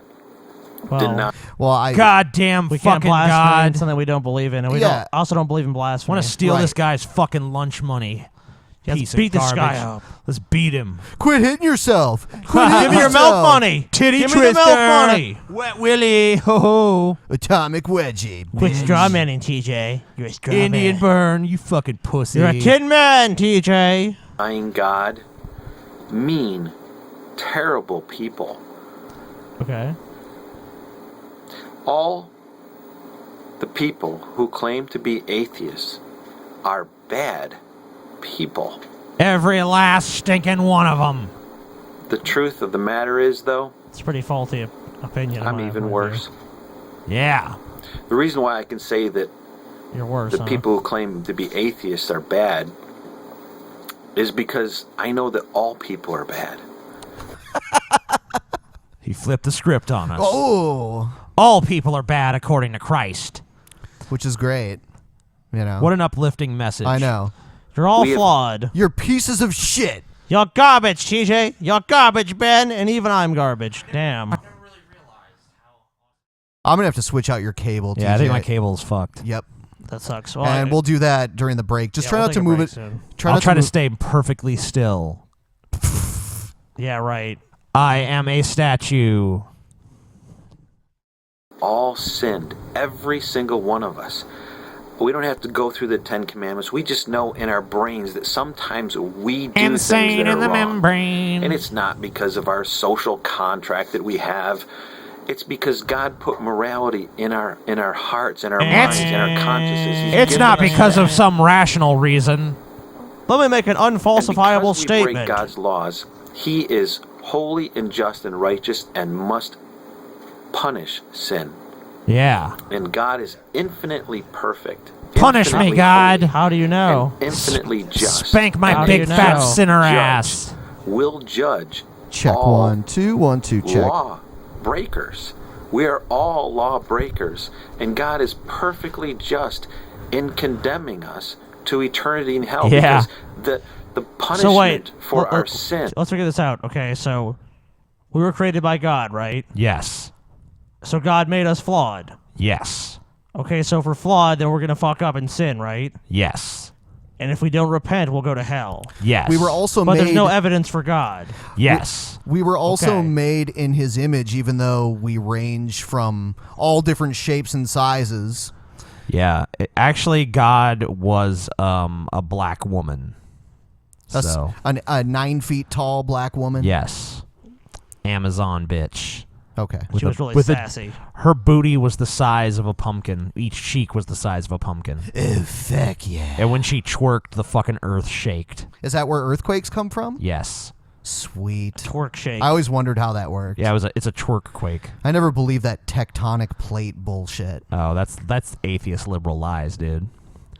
No, but like the Christian answer to that's like, oh well, free will. It's like, okay, so God put an obvious temptation in the Garden of Eden so that, the fall of man would be inevitable, and then when we fall, he's like, okay, so basically for disobeying God, we deserve to suffer forever and ever and ever the most excruciating possible agony. That's your deserved punishment for disobeying God in any way, shape, or form. But he's this merciful being, and if only you fucking just bow down and, give your life over to him completely, then he will spare you that fate. He's even love, if too. He's even if you pure fuck love. up. Based on faith, not evidence. Oh yeah, well there's no evidence, so. All right. That's what I'm saying. It's a dubious proposition. It's How dare you say it's a dubious proposition? It's a rigged game. No, And they say, well, you no, have free will, so no. it's not rigged. You could still make the right choice. But what if you live in a place that you've never heard of God? No. Everyone's heard of Jesus.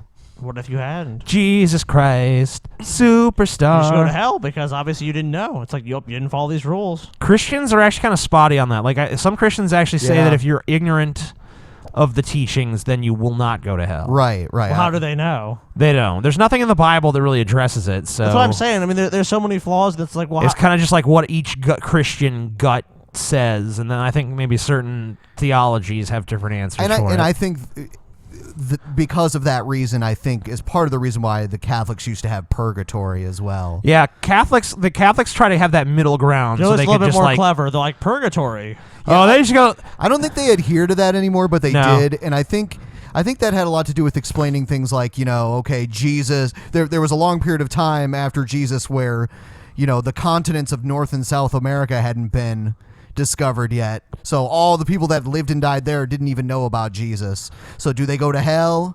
Because if so, then that means God is kind of fucking with them, basically. Oh yeah, what about all the humans that came before even a civilization? Right. I mean, if God created them too, I mean, they're fucked. Right. Well, that was pre-Jesus, though. I guess it's okay Right. then. But what is the default of people who like live their lives and were sinful before Jesus came? Like, what's it based on then? Because now it's basically accept Jesus and you'll go to heaven. So what, did they all just go to hell, or do they have like a second chance? Well, if or? you're going to go by Judeo-Christian rules, it was based on their works, and they didn't really believe in a literal hell. Right. So, but I'm saying, like, once it was revised, what happens to those people?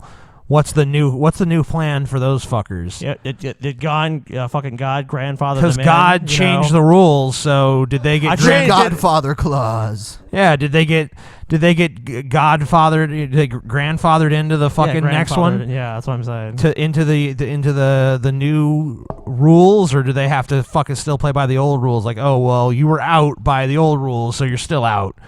Eternity in hell because you were born, 200 years too early. Well, not to mention, me and you watched a show up on the Bible, and they had banned books of the Bible, and one of the books talked about how, like the Gospel of Thomas. Yeah. The Gnostic Gospels. Yeah, where they talked about how basically they asked Jesus, like, well, Jesus, what about all the people that are, that will go to hell because they don't believe or whatever? And there's like, oh, well, we'll see these people from heaven. They'll see all these people, and they'll say, well, universal salvation will come about, and they won't have to stay in hell for all of eternity.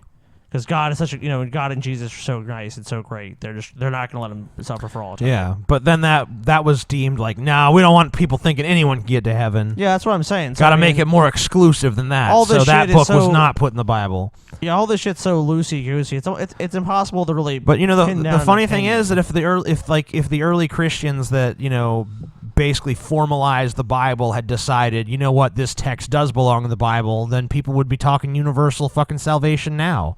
Oh, yeah. I mean, there still are people that say that, but, that's not nearly as many. But it's just, it's interesting that just because of the sensibilities of a certain group of men, hundreds of years after these events are said to have been, even taken place, decided which books were going to be put in the official their Bible. interpretation. It was basically edited to their sensibilities. And if they had had different sensibilities, then Christianity would be a different religion today.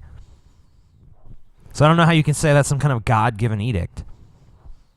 Do you want to play some more of this guy, or do you want to move No, on? he's boring. All right. Taking him out of context, TJ Strawman. Sorry. Strawman. Yeah, you're right. For the sake of fairness, we should watch this entire boring-ass video. Let's move on to news. Hey, let's do news. Strawman. Ben Strawman, the news. All right. I guess the biggest story right now is Obama's actually requesting Congress to... I don't know if it's an official declaration of war, but it is basically asking for the funding and the permission to use the resources necessary to fight ISIS. So... President Obama's proposal to authorize the war on ISIS opens a new door to more than just airstrikes. Our coalition is on the offensive. ISIL is on the defensive, and ISIL is going to lose. Asking Can we Congress decide what the fuck this group is called? Yeah, why do they do that? I don't really get the ISIS thing. I think they used to be called ISIS, but they changed the name to ISIL, but we still call them ISIS because it sounds cooler. When I hear ISIS, I just think of Egyptian mythology. And I think of Archer because that was the name of the secret agency that they belonged to on that show. Yeah, but they changed it because of this shit. They did the same thing with the ISIS mobile wallet. There was a mobile wallet you could keep on your phone. Oh, yeah, I remember that. With all your credit cards and debit cards already they did stored away into with it. that. Yeah, well, they changed the name of it to something else. Yeah. I feel like that should be the Can't name. really blame them. I feel like ISIS should now be our name for like a drag queen troupe or We're something. taking it back. Yeah, drag queen group. Best idea TJ ever had. They should do like we should get like some Muslim drag queens to form a little like show, and they can call themselves like New ISIS or something. Fuck that. Let's just do it ourselves. All right. Scotty's like, no. Yeah, no thanks. Scotty, you can cross dress. You could dress as a man. That was one gut buster, TJ. The knee slapper. It really was. It really was. People laughed just now. People cried just now. Green light on his war plan. The president charges ISIS with the deaths of American hostages, including their most recent known victim, Kayla Mueller. If left They unchecked, killed a girl. It's ISIS serious could pose now. A threat to the U.S. homeland. While the Damn. president says this battle won't be a flashback to the wars in Iraq and Afghanistan involving hundreds of thousands of troops. I do hate war, but things exploding is pretty cool. So Obama is about to leave office and he's getting this shit started? Really? Yeah, it's time. Obama needs his war, goddammit. To pass on. It's like, we think a Republican might get elected. Let's start a war. That way they'll have a shit fest to deal with. when they get elected. America's like addicted to war in the same way that I'm addicted to cigarettes, It's like I tell myself, man, these things are really bad for me. And then, next thing I know, it's like I'm huddled in the garage like... Yeah, but when you're smoking them, you acknowledge how gross they are. Yeah, but we acknowledge how bad war is in this country. We're like, man, no one wants to go to war, but we got it this time because look, they burned this dude alive. It's time to do something. Troops. Mr. Obama's new authorization does seek ground forces for rescue operations, missions to kill ISIS leaders, intel collection, and airstrikes. If we had actionable intelligence about a gathering of ISIL leaders, and our partners didn't have the capacity to get them, I would be prepared to order our special forces to take action. The president's fellow Democrats are nervous about the proposal's language, barring, quote, enduring combat. I'm concerned about the breadth and vagueness of the ground troop plan. I say, if we're gonna go to war with ISIS, just go fucking all out and just do a real war. None of this like pussy like half war shit. Like if we're gonna go to war, let's do a war. That's what they said about the Iraq war. I don't agree with the Iraq war. I kind of agree with the Afghanistan war. I don't think it should have been decades long, or a decade long, or close to it. Longer. Yeah, it was longer than a decade. It was Iraq was shorter than a decade, but only slightly. Only slightly. I agreed with that war, kind of. ISIS is pretty fucked up. I can really kind of see the argument for wanting to get rid of them, but the problem is every time the U.S. interferes in this part of the world, why did ISIS even come about? But we've never had good results fucking with this. We're not good at fucking around in the Middle East. We've tried many times what for so long. Does ISIS control? Large parts of Iraq, large parts of Syria. What do those countries have in common? I don't know. Two totally destabilized countries. But they were caused by what? Oh, war. None of us really know what enduring offensive combat operations means. And deliberately, I think, drafted to be ambiguous. I say no. The White House responds to that. They probably will, though. Yeah, I don't think it should be done. We have language is fuzzy, is it not? Intentionally so. And the intent Intentionally is... so. The language is intentionally fuzzy. Yes, Jim, because we believe it's important that there aren't overly burdensome constraints that are placed on the commander-in-chief, who needs the flexibility to be able to respond to contingencies that emerge in a chaotic military conflict like this. Why do we need the same justification for spying on Americans? We need you need to justify the conflict before you even ask for this. Isn't our military already exhausted from, the last decade and a half of war? I'm sure it is. I mean, like, if anything, you would think they'd be exhausted, but probably, if anything, they're just probably raring to go fight somewhere else. I mean, you see the fucking kind of mentality in this, like, American Sniper, Chris Kyle hero worship bullshit. Like, there's a new crop of young fucking men who want to go prove themselves in some new war, so they want to go fucking kill ISIS. I don't doubt that, but I bet you most people that support shit like the American Sniper propaganda that people talk about. I haven't seen the movie, but I mean any nationalistic propaganda. It's mostly people that either probably would never serve in the military or just want this to be done. Like, go get them. Yeah, I mean, I was in the military or something. It's like, then you saw the firsthand what happened to these people, like all the civilians that were killed. I mean, the infrastructure that was destroyed. I mean, people's lives were destroyed. Even the people that weren't killed. I mean, what do you have when you have a pile of rubble to look at? I mean, what does that do for you? Or the people whose mental health were destroyed. The soldiers who have to live with PTSD and other problems. Oh, yeah. We have to remember, though, that the injuries they suffer. Another thing you have to think about with ISIS is the fact that they're not recruiting just from the region they're fighting in. They have international recruitment efforts. Oh, yeah. And, I mean, Westerners.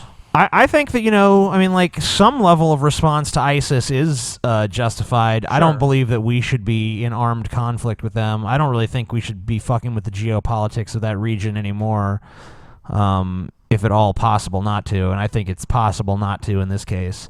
As much as I hate ISIS and think they're a bunch of reprehensible scumfucks, and I hope they do get destroyed, I don't know if it's really our job to do it at this point. If there's some, strategic change where ISIS poses a threat to the United States, then I would say, okay, let's, go in there and fuck them up. But I don't see that at this time.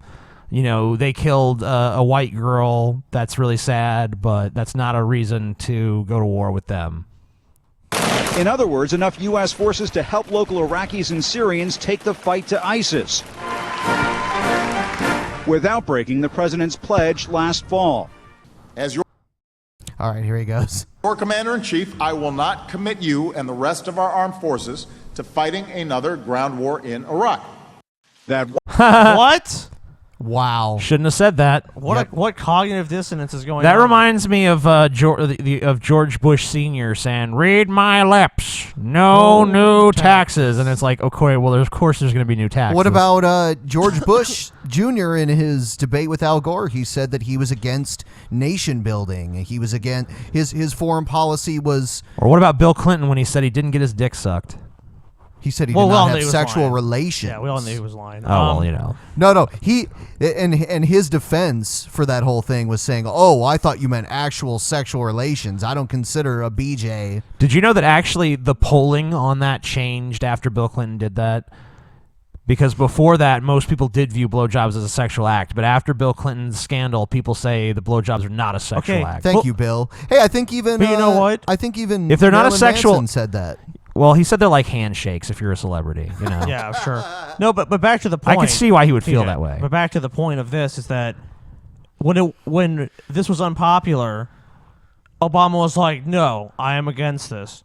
Now everyone sees how horrible ISIS is, and people are like, "Why don't we do anything about this?" Now he's like, "Well, let me be the first one to say that we need to do something about it." I mean, I wouldn't. I mean, look, people think Obama is an idiot. Obama knows exactly what he's doing. He did the same thing with same-sex marriage. At first he was against it, and then when he saw, the type of push that he could have gotten from it, then he was okay with it. He was on it's okay if they do civil unions. It was a total political decision. I mean, you have to look at Obama. Obama is a politician. He's consummate politician. He's going to say whatever he thinks is best for his political career.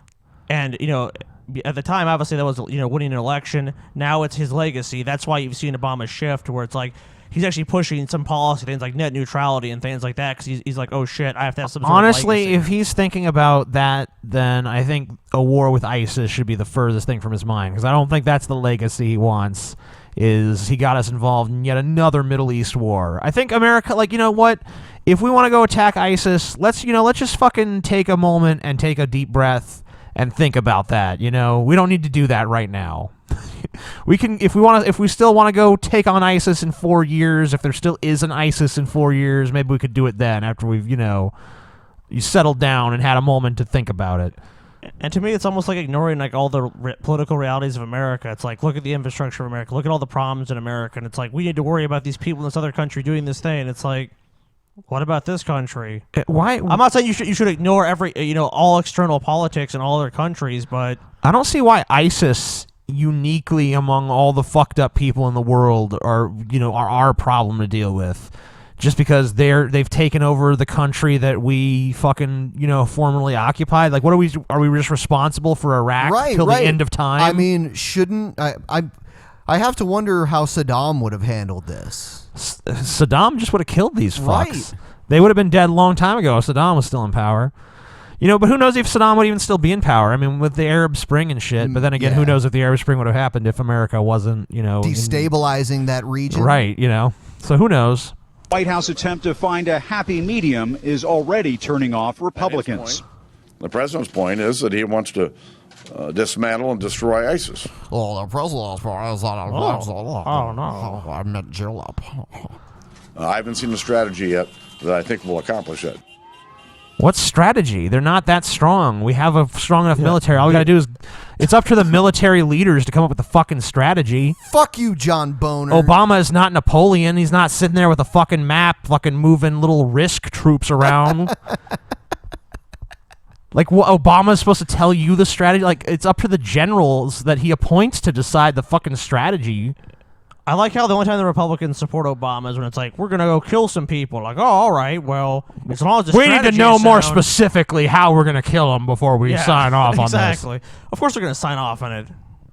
By the way, before we move on to the next story, just another reminder, if you like the show, hit the like button. Also, if you hate the show, just remain silent.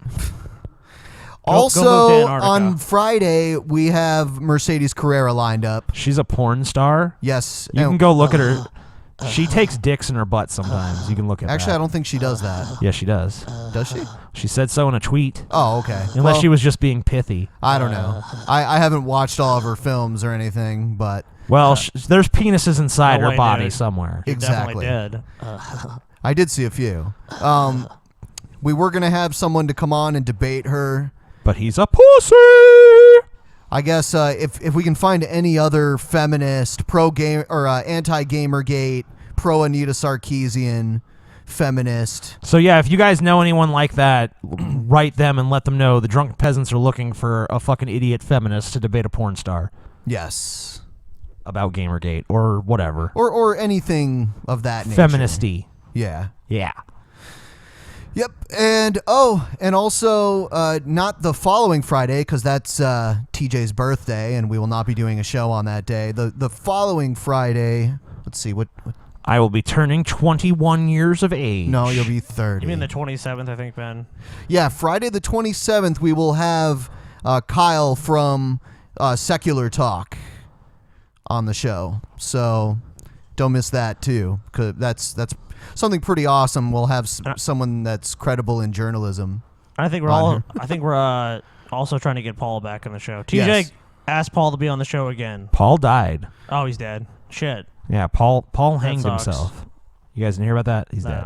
No. Sorry to be the bearer of bad. Paul's not dead. People love Paul, so I think we should give them more Paul. We tell TJ to do it, and he's like, "Yeah, I'll do it," and then like he doesn't fucking do it right now. Well, that's how you get TJ to do it. Do it you right have to now, like TJ. stand there and watch him do it. Otherwise, he'll be like, "Yeah, I'll do it later."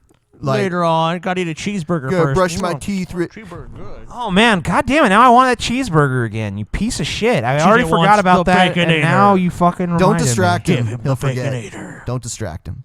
And a double down. Dear Paul, be on Triple bacon our with a double show again. With a side of curlies. Okay. Large Question mark. chocolate milkshake. I'd also like to get there a creationist, young Earth apologist besides G-Man to come on and G-Man. G-Man's the only one that has the intellectual strength and to debate compete JF again. on So that level. we'd like someone. G-Man was kind of like JF's training wheels. I'd like to. Maybe we should get that one cretin that G-Man's always hanging out with. Oh, true empiricism. No, I was thinking Josh Fierstein said he would be on, right? Yep. So maybe we could get them. I could try to get him on. I think that would be a good pairing. I'll write him. All right. Don't forget. Actually, He'll forget. yeah, he will. It's all good. He'll be like, ooh, You shut can up. write him on my behalf. Be like, I am Ben, and I'm TJ's sidekick. Then how would that be on your behalf? I don't know. Okay. I speak for him and through him. He is my vessel. That would be so much easier if I could do that, because I guess we'll discuss that later. No. We'll discuss it now in front of all these people, Ben. Anyway, let's go. Next video, John Boner is saying that Obama is siding with anarchists on the Keystone Pipeline. Neat. This week, the House will continue to focus on the people's priorities, passing another 3 bills that will increase the number of jobs available. God, his audio is so low. Will advance tax relief for small business. That'll help create some 200,000 new jobs. Neat. We're going to continue to keep our promise to the people by finishing our work on the Keystone Pipeline. Sweet. You've all heard me say this Yeah, before. so many average people will benefit from that. I benefit from it, dude. No, you don't. Yeah, I do. It's all around America every single day. I have this fetish for animals being covered in oil and dying. Well, so the Keystone Pipeline, that proves to be like a rich source of fetish, a fat material for I see me. now, I see.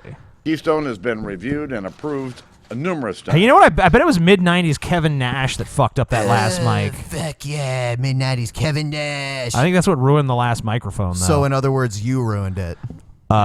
Okay, but it was hilarious, so fuck you. I like how you try to say, well, it was mid-90s Kevin Nash that ruined it. Yeah, it wasn't me. It wasn't me. Mid-90s Kevin Nash did. Mid-90s Kevin Nash fucked up the mic, It was there. You were there. You saw.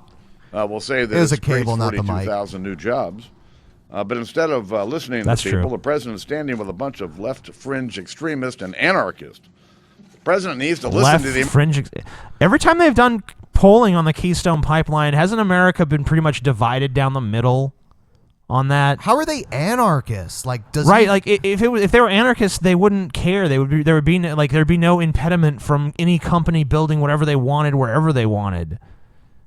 And it's not a fringe. It's a sizable number of Americans who are legitimately concerned about the ecological impact of such a fucking pipeline. Yeah, oil being pumped from southern Canada all the way across the Great Plains down to the Gulf of Mexico. That's pretty fucking far. But it benefits America somehow, I mean, some way. how are people going to maintain a pipeline of such magnitude that actually goes through the center of the United States? Well, they say, it's going to create all these jobs, but most of those jobs are going to be construction jobs. I'm sure there'd be some people that would maintain it. Yeah, the but- jobs will be created when people have to go and clean up the leaks and shit. If we really want to employ a bunch of people, why don't we put them to work fixing our fucking shitty road system? Yeah, in and our America? bridges. Or maybe like build some high-speed rail. I don't know. Communism. This doesn't benefit large corporations, though. Yes, it does. It does benefit them. That's the fucking stupid thing. If the infrastructure was improved, the entire economy would perform better. But these stupid fucking Republican nitwits, just that we need more fucking stupid oil pipeline. It's like that's not what we need. You fucking the problem is that overly tanned, fucking overgrown Oompa Loompa piece of shit. But I'm saying, but from their view, for these lobbyists, like people at Wall Street, they don't give a shit, and the people in these little companies don't give a shit. They just want their pipeline built, and obviously they're pouring money into this. They want a less expensive way to pump the oil sands from Canada. Yeah, to sell to China and India. All the way to the Gulf to put it on boats to ship it elsewhere. Yeah. It's not going to lower the price of oil here. No. We've got an unnecessary pipeline for you. American people and say, yes, let's build the Keystone Yes! Pipeline. Small business. Everywhere you go, we know that's the lifeblood of job creation. The lifeblood They should. of job creation. That's what Republicans should do. They should jump on the yes bandwagon. 'Cause yes is over everywhere. And Daniel Bryan can run against John Cena in the election. He's got my vote. The expensing is one of the greatest parts of where they look for investment. You're so lying. 3 bipartisan bills. You're going to see Republicans and Democrats vote for them. But you know what else they have in common? 3 veto threats. Yep. By this president. I don't think the president should veto energy security throughout North America. I don't think. Nice straw, man. I believe that the Constitution actually gives the president that power. So Yeah, not only does it have that power, it's a total straw man. Energy security of North America. We have plenty of oil in North America right now. We actually have more than we did just a few years ago. Yeah, because of shale. Yeah. The president should veto charitable giving across the country. And I do not think the president should veto small business growth. This is an opportunity with this new American Congress. That's what he's the president vetoing, can huh? rethink what he's Yeah. prioritizing. He's vetoing small business growth. They always look to do it. They always look to attach to another Mr. amendment. President, we've got this bill that's going to grow small business. Oh, I'm vetoing that. Fuck small. I hate Do you small remember businesses. the thing we used to make fun of, the Port Safety, illegal gambling act, basically? Oh yeah, that was fun. And it's just like, what? And they attach these totally different concepts together in these bills, and it's like, oh, so you want to vote against the children are like, terrible act or something? It's like, well, yeah. It's like, oh, yeah, I do want to vote against that. Do you also want to vote for, like, the Children Are Wonderful Act and also ban marijuana, in all 50 states and everything? It's like, yeah, well, huh. I mean, they always lump these issues together. I mean, it already is banned in all 50 states because of federal law, but I'm just giving you an example. Next video we've got here is a video that kind of talks about 8 years after the election of Obama, what has Obama accomplished? I know it's not quite 8 years, but pissed off a lot of old white people. Join me at this moment in history and welcome Barack Obama. Yeah. No. Barack Obama. They left out the Hussein. Barack Obama. That is why I'm in this race. Obama. Not just to hold an office, but to gather with you to transform a nation. Turns out that transforming So- the world and changing America is a little bit more difficult than it looks. This is like not really relevant to anything, but how big do you think Obama's dick is? I've never thought of that I think before, about that every honestly. time I see him, honestly. Okay. Do you think he's cute or something? No, but I just wonder. Okay. You wish Obama. I wish always Obama had a banana. I always want to know what the president's dick looks like, and I always want to see the Pope take a shit. Those are the two things I always want in the world. You're a strange guy, TJ. But it's funny to me to think of the Pope taking a shit in particular. He just prays for God to like remove. He doesn't it have a from him. butthole, TJ. Come on. It's like Kim He's divine. Jong-il. Yeah. I think you can say that 8 years on, Or the Oon. strain is actually beginning to tell. None of this progress has come easy. That happens to every president. Obama, like all humans, is aging. It's like, huh. Gray hair is worth it. Fulfilling campaign promises made in launch speeches is actually a little bit You more old, difficult than it Obama. looks. Let's be the generation that says right here, right now, we will have universal health care in America by the end of the next president's first term. Wrong. Didn't happen. We can do that. Not even So close. it took much longer than the first term, but millions more people do have health coverage thanks to Not it's not universal Yeah. health care, so it didn't happen at Obamacare. all. But universal health care still remains a dream. Things turn out to be a little bit more complicated abroad as well. No amount of American lives can resolve the political disagreement that lies at the heart of someone else's civil war. In Iraq. Wow. In Syria. You might want to take that into account Yeah. when you're Huh. making this ISIS decision. Holy fuck, man. Look at John Boner's face. It's like so flushed. It's unbelievable. Are those empty glasses in front of him, too? Those are for his tears. Those are for his fucking cocktails, man. No, those are for his tears. He The puts- dude cries at the drop of a hat. I know. That's well, I mean, He haven't cries you on gotten cue. more emotional when you're drunk? True. That's why he's fucking emotional. Because he's always drinking. Yep. What a fucking drunk fucking piece drunk. of shit. American All right, leadership. pause this here for a second.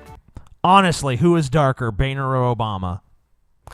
Well, I mean, they're different shades. But who's darker? I would say Boehner is darker. Boehner looks overall. darker to me. But Boehner's He- more he's- red and Obama's more brown. Right, but Boehner is more in the background too, so maybe. Yeah, I don't know. It's hard to compare. Yeah, because it's a different skin tone, but Boehner is definitely. It's a contest though. At least you could say that. So it's kind of weird that like Obama is like the first black president, but there's Boehner sitting behind him who looks fucking pretty damn dark himself. They're both men of color. Yes. Including our military power, is stopping ISIL's advance. But some things never change. Let's be the generation that ends. What's up with the bad ground, like the buzzing? This is fucking CNN, but we've got like a bad mic ground in 2007. Poverty in America.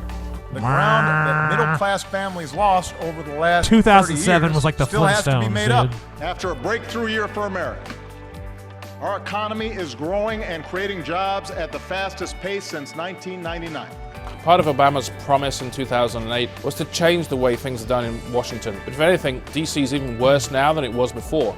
One thing that Obama promised that ended up being total bullshit, but this is before he took office. He said that his government was going to be the most transparent administration, and there's going to be like, you go to whitehouse.gov and see exactly, what they were up to and what was going on there. Sure. That never really happened. No. No. In fact, I would say the Obama administration has actually been less transparent even than the Bush administration. Yes, I would agree. Better politics is one where we debate without demonizing each other. That's fine. But Obama has also not hesitated to play small ball politics when it suits him, and there seems nothing he likes better than having a go at Republicans. I'm going to stop the subsidy to PBS. Mitt Romney taking on our enemies no matter where they nest. I think that's a pretty fair ad, honestly. Hey, he said he wanted to fund PBS, and they're like, we're going to take them out. I'll point something out about this video. I believe the guy narrating the video is British, and he's talking about American stuff. And we're not getting butthurt about it like... Oh, well, I'm pissed. Yeah. You know, we won the war against you, buddy. You lost the right to tell us what to do. 1776, bitch. 1776. We kicked you all in the dicks. So, but that's one thing I've can't heard tell us TJ what to talk do, man. about a lot. He's like, I can't criticize British people because they get all mad. They get really butthurt, dude. Like the smoking thing and the porn thing. Mm-hmm. They get all butthurt. They're like, hey, you can't talk about us like that. Well, remember, they don't have freedom of speech there. That's true. No more campaigns to run. My only agenda, I know because I won both of them. That's still funny. Boehner did this little lizard he was thing. like, I didn't notice that the first he's time a I watched this. reptilian. He was like, that's why his face looks He all is a leathery tear. and shit. Here's a tear. He's a reptilian motherfucker. And Obama, clearly you can tell there, is a tear as well. What's Biden, just like an Freemason. Alzheimer's patient? He's a Freemason. Alzheimer's looks like the Frankenstein monster to me just because of his weird, very boxy head and high You hairline. called him Alzheimer's. Dude, well, Biden is a really good stooge. So basically, his kind of reward for being a really good Freemason is he gets to be vice president. It's like, you're not good enough to be president, but you can be vice president. Biden looks like he just walks around smoking cigars all day. That to would me. be an awesome job to just be like, you don't really have to do that much. You're just on standby just in case anything happens to Obama. One of his biggest responsibilities is to vote in the case of a tie. Yeah, that happens so often. Hardly ever. Well, that's the thing. Is basically it's like part of the deal. Is like the president's always a terror, but the Freemason deal is they get to be the vice president. So, But what happens when the president dies and then the vice president takes over? well, I mean, the Freemasons are controlled by the terror, so he just does whatever they want until they can get the next terror. So in the office. the only presidents who are not terrors is when a vice president assumes the presidency. Right. Then it's a Yeah. Freemason. Yeah. But then they get them out of there as soon as possible and replace them with a terror. Exactly. Okay. One of the most poignant things you notice when you look back at this old tape from 2007 is how long ago it all seems. Now the hope and the campaign for change Yeah, his daughter's almost as tall as he is now. has faded. Yep. All right. Obama failed to live up to his political promises, a totally I'm unique shocked. position that no politician before has ever been in. Anti-gay documentary warns of the criminalization of Christianity. I'm all for it. A faith to action film. Faith to action. Oh no. Woe unto them that call evil good and good evil, that put darkness for light and light for darkness. When evil is called good, darkness is ushered into the land. Sweet. So they're saying that homosexuality is evil, but we're calling it good? Yeah. Darkness. And with the darkness comes a threat to our freedoms. I believe it is the single greatest threat to religious freedom in the United States of America today. Freedom to be And bigots. who the fuck are you and why do we care what you think?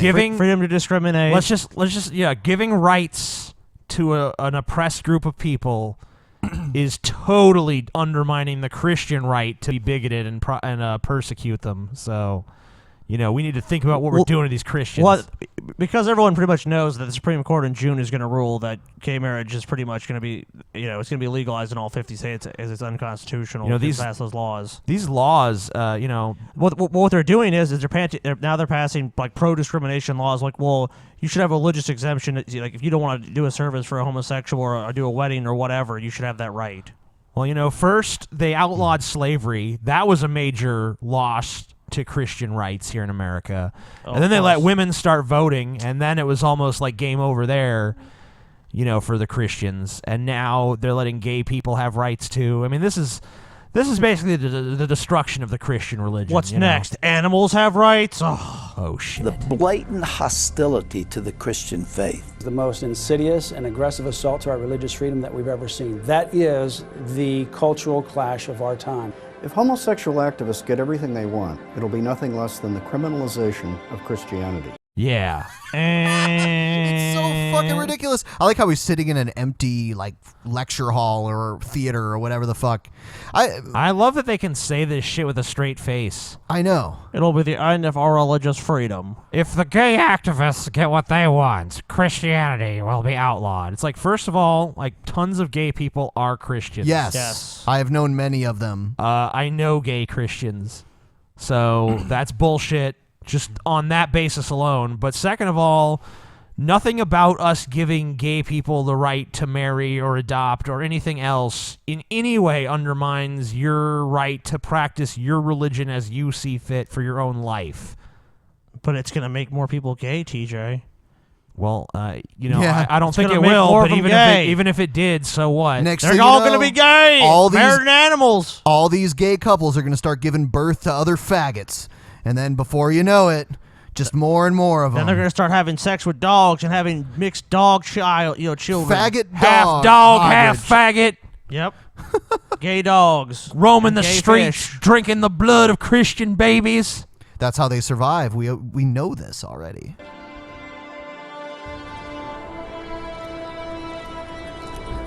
Only there's someone who could stop it. I don't want to. Yeah. Let's see what else these fucks have to say. Like we've never seen before. There's going to be a dividing of sheep and goats. To silence any aspect of gospel truth or moral truth is ultimately to silence the gospel. So if you think that those who are... All right, so why do you silence the part of the gospel that says slaves obey your masters? Why do you silence the part of the gospel that says that it's okay for Moses' army to rape children? Well, he is a Catholic priest, Well, presumably. and killed him. Why do you suppress the parts of the Bible that you don't like? There's plenty of stuff in the Bible that Christians really don't seem to follow literally anymore. It seems like reinterpreting the Bible has never been that big of an issue for Christians, and there are already plenty of Christians who why are they not killing have come Sabbath around. breakers? Yeah, there's already plenty of Christians who've come around to the view that homosexuality is not the big deal that you think it is.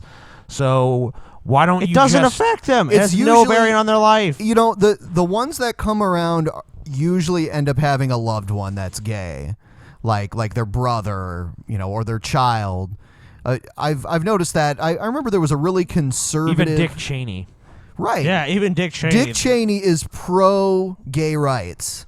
Because he has a gay daughter. He has a gay daughter. But he says it should be decided on a state level. So Yeah. that's his little cop out. Oh, it should be decided. But I mean, at for state level. compared to the positions Dick Cheney would have if he didn't have a gay daughter. I mean, he would spend 2 seconds thinking about it. Yeah, he'd be like, "Fuck them faggots," and that'd be about it. Yep. That'd be his whole fucking No, process. that's not the process. They're just religiously opposed. Like, I would like to accept this, but that's the scripture, sorry. Oh, the scripture barely has a damn thing to do with it. How dare you say that, TJ? Are you saying they're being disingenuous? All right, we'll move on to the next one here. Kansas governor erases protections for LGBT state employees. About bloody time. What little protections that we had, he's trying to erode away. And so it's just very Well, disappointing. basically, you're infringing upon his religious freedom. So it's you know, disgusting. stop that. It disgusts me the way these gays and lesbians oppress these Christians. Yeah, poor Here's another Christians. example here. Sickening. President Sandra Meade is disappointed Governor Sam Brownback signed an executive order Asshole. to eliminate protections for state employees who are gay, lesbian, and Fuck you, transgender. dude. It was an order that was signed and put into place by former Kansas Governor Kathleen Sebelius. We're talking about state employees who are working hard on behalf of Kansans, on behalf of their boss, Governor Brownback, and Governor on behalf. Brownback just On said that behalf you're of not the equal, you're not an Bob- equal employee in my administration and my government. And I can fire you simply because I don't like who you choose to love. In a statement from Governor Sam Brownback's office, quote, the executive order ensures that state employees enjoy the same civil rights as all Kansans without creating additional protected classes as the previous order did. Any such expansion. Protected classes? So saying that you can't discriminate against someone is a protective class? What is He's trying to say, well, now it's equal. They have the same protection as everyone. It's like no one's going to discriminate against, like, you know, you're a white male. The only way to fired. have equal rights is if no one has any rights. Then it's all equal. We can just fire you for any reason, anytime. You know, we don't want to create any protected classes of people. Of protected classes should be done by the legislature and not through Yeah, we know unilateral Kansas is going to action. pass that. Brides, kiss your bride. No! Oh, America closed! Oh my God! The entire country is destroyed. gone. I think I've lost my appetite forever. Christian oppression. Guys, our country's done. I feel our country is done. America is dead. R.I.P. America. America is dead. What are we, Canada now? Yeah, move to Canada now where gay marriage has been legal for like how long? No, I said over 10 years. Let's move to Saudi No, Arabia. I was like, what are we never mind. Oh, what are we, Canada? No, Okay. yeah, that's why I was. Yeah, yeah. Ben, Oh, okay. stupid fuck. We have to be Saudi Arabia. Saudi Arabia, here I come. No, it made me think of when Obamacare got passed and there are all these dumb conservatives saying that they were moving to Canada. It's That like was funny.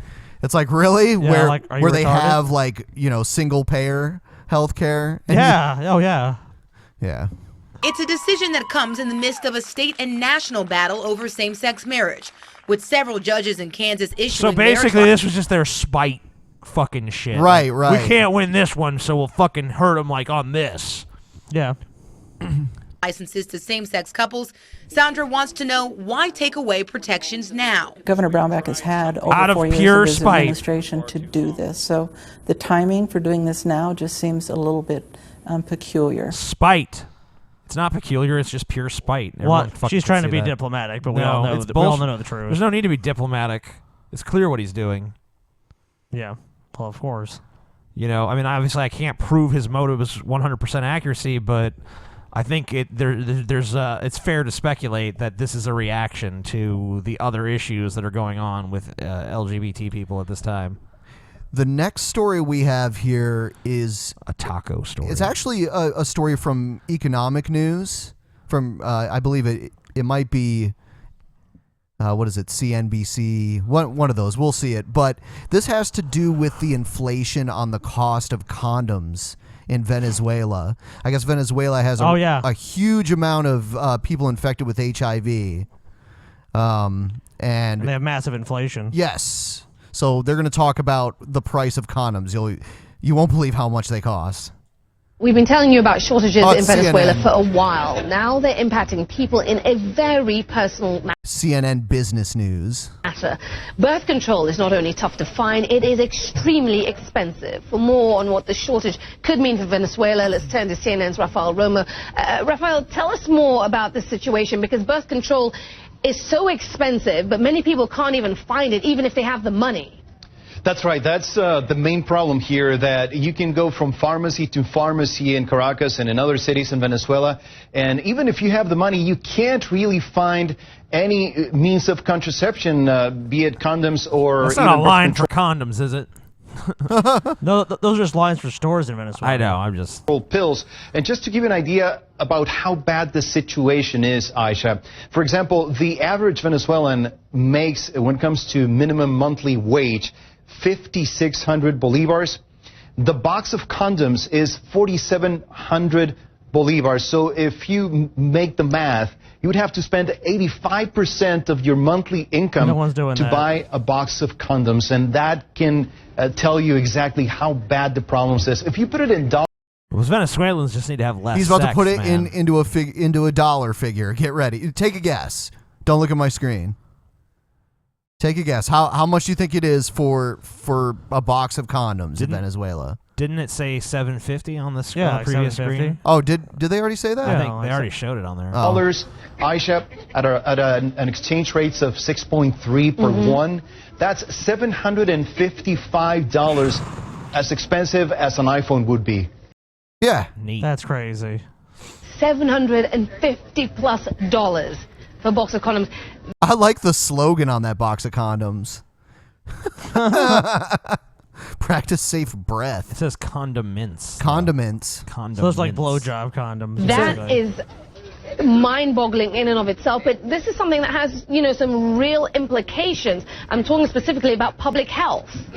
That's exactly right. We were looking at a study by the World Bank, and out of 21 countries in Latin America, Venezuela is number 5 when it comes to teen pregnancies. It also has one of the highest rates of STDs. Specifically, we're talking about HIV. So this is a problem that goes beyond just the personal matter. We're talking about a public health issue here. Yeah, and with Can that we being just said, as you give send us a bunch of condoms to Venezuela? Let's just fucking start a condom. Yeah, I mean, charity. we do foreign aid all over the world. Yeah, send them some condoms. Send them some Come on. condoms. Oh, the Obama, instead of going to war with ISIS, send Venezuela Conservatives condoms. will just be like, just teach them abstinence. Yeah, it's not going to work. Send them the condoms. statistics, the shocking statistics, quite frankly, because I never knew the HIV rates were that high and teen pregnancy was such a problem. The question obviously next is, what is the government doing about all of this? Well, this is a symptom of a much larger problem, Aisha, be it that Venezuela imports just about everything it consumes. Wow, that's crazy. Yeah, I mean, and also they're a totally oil-reliant economy. Yeah, Citgo. Yep. Citgo is the Venezuelan oil company. And right now, obviously, that's a bad thing to be because oil prices have collapsed. So Hugo Chavez really fucked them over before he died. Yeah, he nationalized all the oil companies. Yeah. They were there too.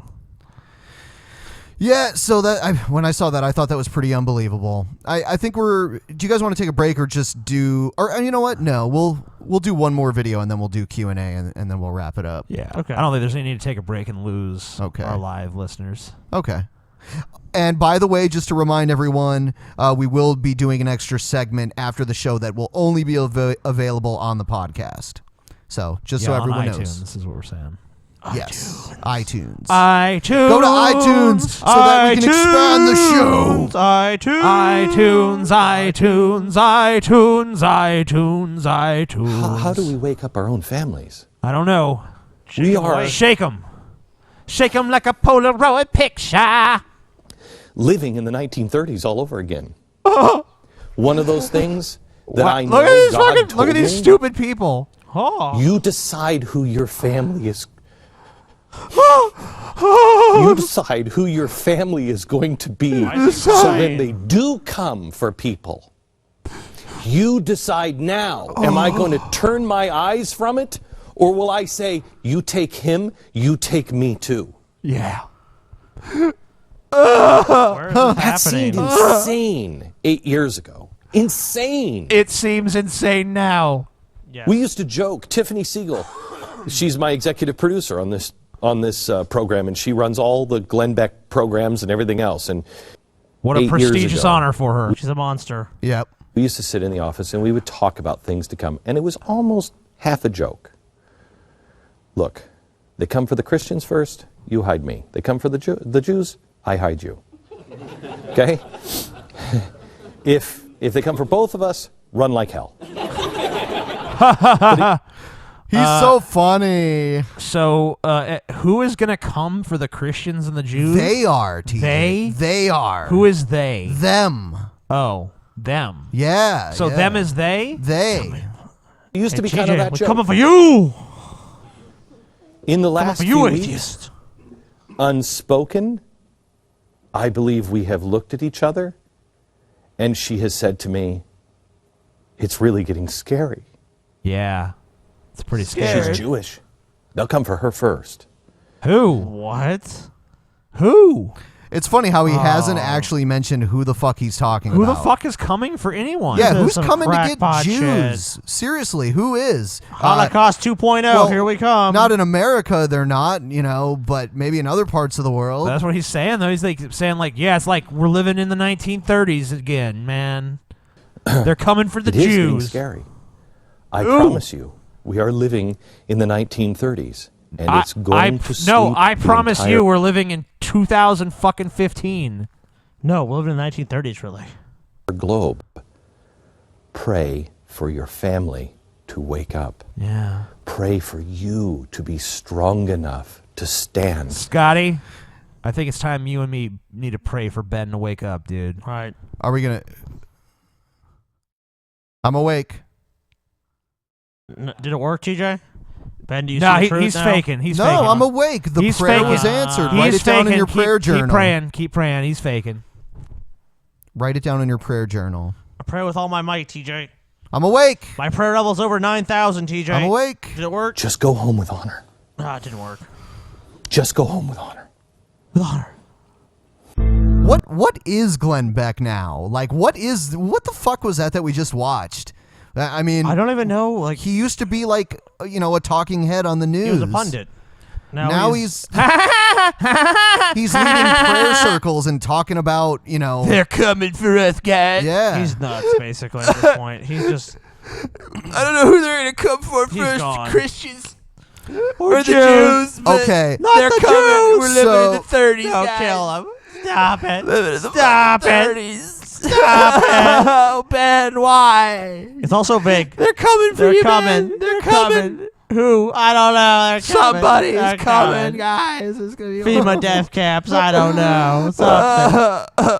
Holocaust. It's gonna I don't happen, know. and people in the audience are sitting there crying too, like, yeah, it's Yeah. happening. So now we're going to move on to the Q&A portion here. Our first question is rape. We have here from Anthony Fantano. It'll probably be an amazing question. Yeah, he's a friend of the show, I know he speaks highly of all of us all the time. Yeah. So, yeah. I wonder what he could say. Hey, Drunken Peasants podcast. It's Ant Fant here. Yeah. Wanted to Fant. drop you guys a really quick video saying congratulations and a question as well to start. Great job with the success of the podcast. I remember early on in the podcast's inception, I pulled Ben aside and I said to him, Ben, this podcast sucks dicks and it'll never work. It'll never get off the ground. And you should do something else better.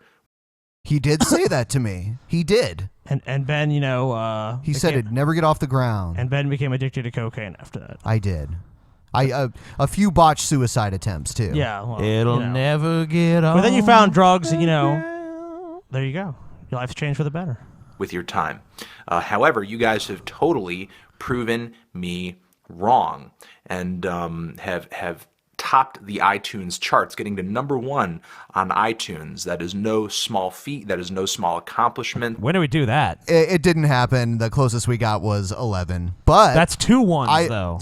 We got two We got #1s. double #1, bitch, in Canada. Yeah. Double #1 in I think it's Canada, amazing that son. you guys are there. It's well deserved. No. And I think the podcast is as successful as it is because of the very solid lineup of the podcast. We have Ben, we have TJ, a torrent of talent, quite literally. TJ is. But I think the weakest link in the chain has something's to missing. be Scotty. And Yeah! I was wondering, this is my question, if you guys Scotty would is get the garbage. fucking rid of Scotty. What? I've thought about it several times. Let's finish what he has to say. Maybe he must be joking. Because he Must sucks be and confused. he's a fucking dickhead. And he gives TJ a really hard time. I don't see why. Everything that comes out of his mouth is just stupid. Yeah. And, ill-informed. Amen. And I think he's just a really, really huge bore. And I have experience in these kinds of things too, so I think you should trust my opinion on this. But I'm just one person, so just let me know if you'll get rid of Scotty. And that's it. Something that I'm sure myself, along with a lot of other people who are big fans of the show, are looking forward to and have been crossing their fingers for since day one. All right, cool. Bye. I would say he looks more like Hunter S. Thompson than Gilligan because he's got the glasses. I think I see his point. I'm as ubiquitous as like Kim Jong Un and like Kim Jong Il and Kim Song Il in people's homes in America, as we know. Like 99.999% of entertainment involves me, and I mean I can understand when you're saturated with greatness that you kind of become blind to it in a way. So I mean I understand what he's saying. He's ultimately saying that when you see someone so great, you're often misunderstood. And I think he's just misunderstanding my greatness. I see. And I mean, really, this podcast, I mean, I hate to say it, I am the future of this podcast. I mean, Ben and TJ are what? Yeah, Ben's about 83. TJ's, 82. They're going to be dead any day now. Ben's about to go to the old folks home. I am on my last leg. He's on his last leg. And what's going to happen then? What are we going to be left with, people? You have to actually, it's going to be the Scotty podcast. And you can bring Anthony on the show, and he can be like your little bitch, and you can like smack him around, like, You should pluck the little hairs out of his wussy mustache with like some tweezers. But in fairness to Anthony, I think there's a way we can settle this. And I'm looking, Anthony, I'm addressing you now directly. Oh, okay. Me and you are going to settle this at SummerSlam. At SummerSlam. And I expect a response, Anthony. Yes. At SummerSlam. Yes. Do you accept my challenge? How about Money in the Bank? Then we don't have to drive as far. SummerSlam, TJ. All right. That would be funny if it was at Money in the Bank and we actually showed up like, we're here for our match. And they were like, what? Everyone needs to write Vince McMahon and tell him that they this want to match see a needs to match happen. between Scotty and Anthony. This match needs to happen. A ladder match. Someone would get Hell in a horribly Cell. injured. It doesn't Hell need in a it Cell. doesn't necessarily need to be a ladder. Yeah, it could be Hell in a Cell. That sounds fun. All right. Scotty, would you start the match on top of the cell? Thanks for the input, Anthony. I think that kind of jumped the shark after the Mankind. He was even considerate. He made the video 1 minute and 59 seconds. He even followed the rules. Yeah, he did. Neat. Yep. Next question. Piece of shit. Hello, peasants. This is a question for Oh, a man. special show. Or Give me it doesn't work cigarette. for, Wednesday Give. show. No. Why does he get a cigarette and I have don't? any jazz artists or fusion musicians you like or listen to? As I listen to a lot of that stuff, and I also listen to a lot of different music, so I wouldn't be surprised if, for example, Ben would listen to that. And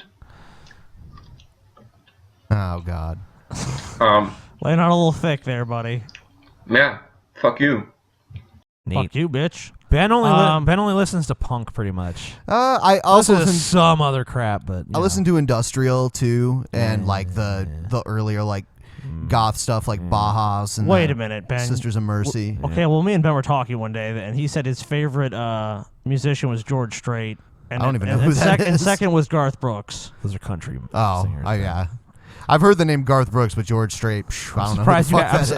I'm surprised you haven't heard George Strait, honestly, but that's whatever. I wish I envy you, honestly. Yeah, you're lucky, really. That you don't know who that is. Yeah. I didn't know. Wow, you're lucky. I didn't know Look him who, up sometime just to see how horrible he I don't is. know any of that redneck shit. Like, I didn't even know who Dale Earnhardt was until he died. What? Really? Yeah. God damn. I guess that's like a southern thing. It is. No, because there's rednecks all over America. I It's mean, not I know just there are, but confined to the I guess South. it's more prevalent in the South, is what I mean. I think Yes, it Ben just has a natural immunity to even acknowledging that stuff. Probably so. But no, jazz. I don't think any of us listen to jazz. My ex-wife Holly listened to jazz. I don't sit around and listen to jazz, but I've heard it and been like, okay, this is cool. Like, the musicianship of it is cool. I actually have watched. There's a documentary on Netflix about jazz by Ken Burns. I haven't watched the whole thing, but I've seen extended pieces of it, and it's pretty interesting.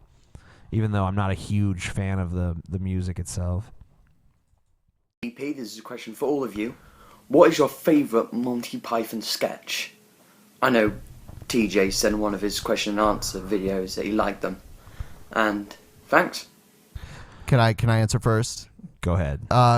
Probably my favorite's probably the dead parrot one. Oh my! You fucking I was gonna say most that famous one. I was gonna say that. I love that one too, though. I mean, I know it's cliche to say, but I really do love that one. My favorite's probably from The Meaning of Life when he feeds the fat guy who's gorged himself. One little. Oh, bun. I was going with the TV show. I wasn't going with any of the movies. Well, I'm gonna go with one of the ones from the movies. I think that's acceptable. Because they were, especially The Meaning of Life, which really is just a series. I of like sketches. the Funny Walks one too. I don't know if anyone remembers that, but that's I don't know. I don't remember it. Okay. But I might know it if I saw it. Yeah, I like the aftermath of when he eats it too. It was like a Thin Mint, I think he gave him, and it was like he exploded and his like guts were everywhere and his ribs were hanging out. It was pretty funny. I like to see fat people explode. Okay, it's a good time. You're a little bit depraved, TJ. Nah. All right, next one. Is that your Hey, dildo? Drunken Peasants. He's got a cigarette too. Is that your my vibrator? question today is, hi. I think this is the Do same you guy. have any How are you? jazz artists you This listen is the to? I know same you one. listen to a lot of- This is the same exact question. Hey, stop sending the same fucking questions over and over again. And I don't mean just personally for this guy. I mean for Anybody. everyone. If I don't answer your question, either I'm not going to play it or I'll get around to it. Don't keep sending message after message after Unless message. your question is like, why is Scotty so amazing? Then feel free to send those as much as you want. But any other question, don't do it. Hey, Drunken Peasants. Just wanted to ask you guys two questions. One is for Scotty. If Scotty is planning on doing his YouTube channel soon, because I would like to know, and I definitely subscribe to it. And the second is, do you guys know about the Thinking Atheist channel? Do you guys like... So go ahead and answer his first question.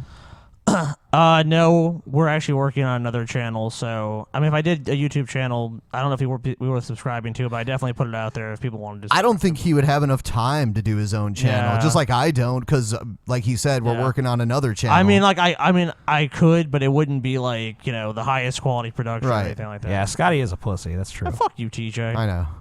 Go eat a banana. Like the channel? Do you guys The Thinking Atheist. watch it? And if you would you have Seth Sounds Andrews on the vaguely show? familiar. All right, thanks for answering my question. I've seen a few of his videos. Sounds vaguely familiar. I don't know. I've probably seen one of his videos, but I just can't, for some reason, I can't place it, so I couldn't really give you an answer. Oh, by the way, I just now thought of it. Remember on the last episode I mentioned that there was that group Secular TV that Jenny McDermott was working with? Yes. And they kind of contacted me to let me know that they were against what she was doing. She quit, but they were kind of like, you can't do this, even the flagging. You can't even do the flagging. And she tried to argue with them because she never admits that she's wrong. And then she's been purged from the group, basically. So Can't just really kind of a blame them. recap on that. They actually posted a hangout where they discuss it specifically. I think everyone should check that out. Check out Secular TV because, they actually stand for something. Yeah. Unlike us, we just sit for things. Right. Well, I support that decision. mock I them. mean, if they form a group and they're like, look, we don't want you doing this because it gives us all a bad reputation, or it makes us look like we're really sensitive and don't want a discussion, which I mean is probably the antithesis of what they want. They probably want people to discuss these issues, not just simply flag people or have the content removed with a bogus DMCA claim. The thing that I think really pissed them off was she made the sarcastic apology for the DMCA because she realized the DMCA could have had negative consequences against her. Yes, of so course. she made the sarcastic apology and then said, well, I'm going to flag you for hate speech. Which Go originally she said it was slander, and then she started saying it was hate speech. Yeah, go ahead. Yeah. It's whatever she wants it to be. Right. And in that video that she made, she played some music by a band called P-Lander Z, and I was actually in a band that opened for that band before. I thought that was kind of ironic. Neat. Yeah, kind of weird. Yeah. P-Lander Z. P-Lander Z. They're like a Japanese punk band. Oh, copyright infringement. Yep. Uh-oh. DMCA her. No. Well, I mean, obviously, if they want to, then that's their business. If they want to, Yeah. but they probably won't, and I Yeah. don't think they should. Yeah, they shouldn't. I think that's the cheapest way to shut someone up. Oh yeah, for sure. You know. Hi guys. On a recent episode, Scotty made a lot of comments that people took as child abuse, and he defended it as just disciplining. So I was wondering what you guys draw the line as between disciplining a child and being abusive to one. Thanks. You know, A bazooka. I'm not a parent, so I don't even think. I mean, I've never had Okay, to but deal with hypothetically. but I've never even dealt with that. Okay, in my life. but what would you feel? Well, you've would be been a appropriate? child Yeah. before, so you've been on the other side. of the Okay, spectrum. but if I'm gonna go by my mentality when I was a child, Yeah, then then no I'm punishment. against all Yeah. discipline and punishment. So Okay, and I think that people misconstrued what I was saying. I'm not saying that the very first resort is that you beat a child, and I'm not even for beating a child. I'm saying when the kid got right up in her face, it might have been appropriate, maybe not even to slap the kid, but to grab the kid and be like, you need to calm down. And people think it's child abuse. I don't think it is. So to recap, Scotty thinks that parents should just beat the shit out of their kids. Yeah, wantonly. Just fucking, you got a problem with your kid. Why don't you take just a stand? take a wrench and beat them Why to don't death. you take a stand and say, what would you do? If Okay, my stand is your kids should do whatever they want. You should not Well, that's- discipline them at all. Well, that's your a point of view. There's my stand. And I mean, I'm not, but I'm totally categorically against Anarchist abusing parents. I don't know. I honestly, I think maybe there's different measures for different kids. Probably, you should probably have like a sense of who your kid is. I don't know. Yeah, it can change. I was a fairly well-behaved kid, and my parents didn't physically discipline me at all. It's pretty much the same So- here. I mean, there was I maybe- can't say the same for me. There was maybe a couple times, but Scotty was different though, because Scotty was more like insane and like extremely frustrating and way more resistant. I was resistant, but I was always passively resistant. Like if mom and dad or mom and my stepdad Steve, if they said something to me that I didn't like, I just pretended to agree and then did my own thing. Did you ever like flip them off when they walked out of the room? Did you ever do but that? Scotty, Oh, no, I'd flip them off in the Scotty room. would flip them off to their face. He'd flip off any adult Well, that's to their face. see, that's why I didn't get beat, because I didn't do shit Right, like that. that I was- probably would have gotten beat if I would have. That was Well, a- no, like that. you know what? I can look back and say, like, I was never really beaten, but I mean, did I get in trouble? I mean, okay, there's plenty of times I just got timeouts for doing shit like that, and then sometimes I got a spanking, but I mean, it wasn't like I felt like I was physically abused. You know what I'm saying? Like, and that's why Scotty is so fucked up, ladies and gentlemen. whatever. You're garbage, TJ. Has a lot of issues from his TJ, abusive childhood. you always have been garbage, and you always will be. Thank you for the question. We'll move on to the next one here. Drunken Peasants. Why? What's up with all the so, bass? If you watched the It's movie all about that Interstellar, bass. what did you think about it? Movie Did what? you find it Interstellar. interesting? If you did watch it, I what meant did you to think watch of the it. ending? I can't hear him even. He said He's Interstellar. So bassy. Like, what do we think of Interstellar? I never saw it. Me and TJ wanted to see it, but we were busy with other shit, so we didn't. So we're kind of just waiting for, I don't know. Next time you send us a question, please have better audio. Please. Yes. Please. We beg you. And the Vikings suck. We fucking beg you, dude. The Saints are going to beat them anytime they Drunken play them. Peasants, greetings from the Netherlands. I'll Hey, directly get to what? my question. Yeah. Do you think the LGBT community will ever be left alone, or do you think that the Christian faith will always be at least big enough to make them feel like a minority? I don't think they'll ever totally be left alone, ever. In and it's America, not just the probably not. Christians. I mean, in a lot of Muslim countries, it's punishable by death. So, I don't want to just say, oh, it's just the Christians doing it. And Islamophobic Ben. What? Said in But, Muslim countries, Ben. But You're Islamophobe. another thing though is Criticizing like, Muslims. I mean, think about racism. I mean, we've had laws against like codified racism in America for a long time, but we still have plenty of racists. Oh, and we have races of every race. Right. There's Chinese people who are racist. Sure, there's white people that are racist, black people. I mean, you can find any ethnic group or any nationality, whatever you want to say. But I'm defines saying, like, race. even the most enlightened, forward-thinking, anti-racist sort of culture is still going to have racists in it. Absolutely. And it's still going to have homophobes in it. Yeah, the Netherlands, I'm sure, is viewed as by many as a very liberal culture, and I'm sure there's still racist there. Of course. You know, so. You know, you can't totally get the shit off your shoe, buddy. Pretty much. Hey, Drunken Peasants. First off, I just want to say that it's pronounced bukake, not bukaki.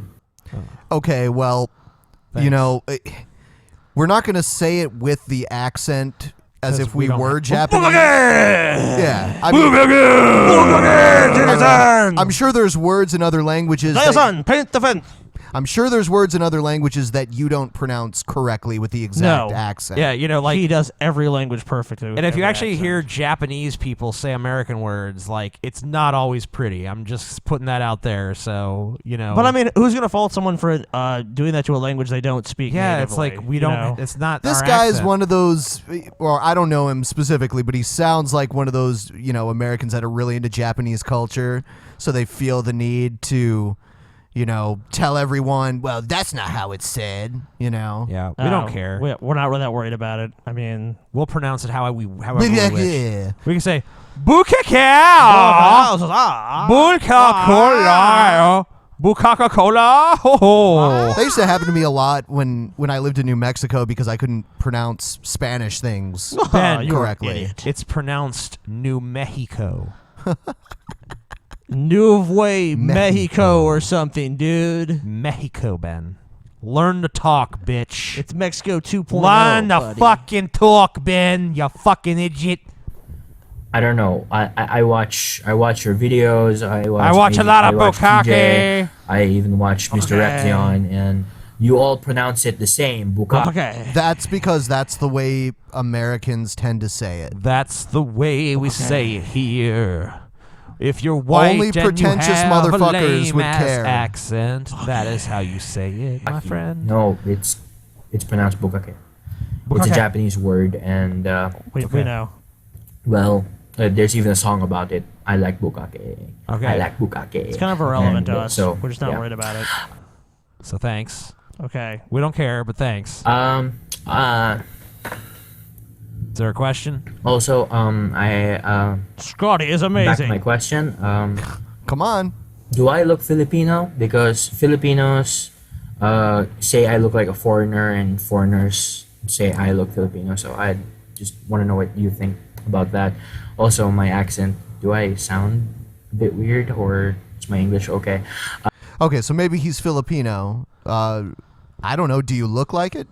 Maybe. I mean, I'm not like a racial judge where I like. I mean, if I saw him and you said that, and based upon the other Filipino people I'd seen, I would say sure. I mean, I don't think you'd be out of the realm of possibility. I mean, like, I'm if no you expert, put like though. a Japanese person and a Chinese person and a Korean person like in a lineup, I'm not gonna be able to tell you which is which. Dude, there's this like, okay, this is a total aside, but there's like this hilarious story about this kid who like his family adopted him, and they thought he was basically his ancestor was Chinese. So they took in all these Chinese things, like we want you to know your Chinese culture. Basically. Oh, I heard about this. And he turned out to be like South Korean when they actually Yeah. looked up his name and everything. Like, oh wait, he's South Korean. He's not Chinese. They all and no look- one ever knew. They have more of a similar look than they would with like a Thai person, you know, or you know. I can't tell the difference. You can't tell the difference between someone who's Thai and someone who's Japanese. I can't tell the difference between none of these people. Okay, whatever. Fucking Also, racist. why do you think racist. Fox News has to lie about everything? Well, not really everything, but why do they lie a They lot? lie Like, because they have a particular narrative they're trying to push. Yes. Obviously.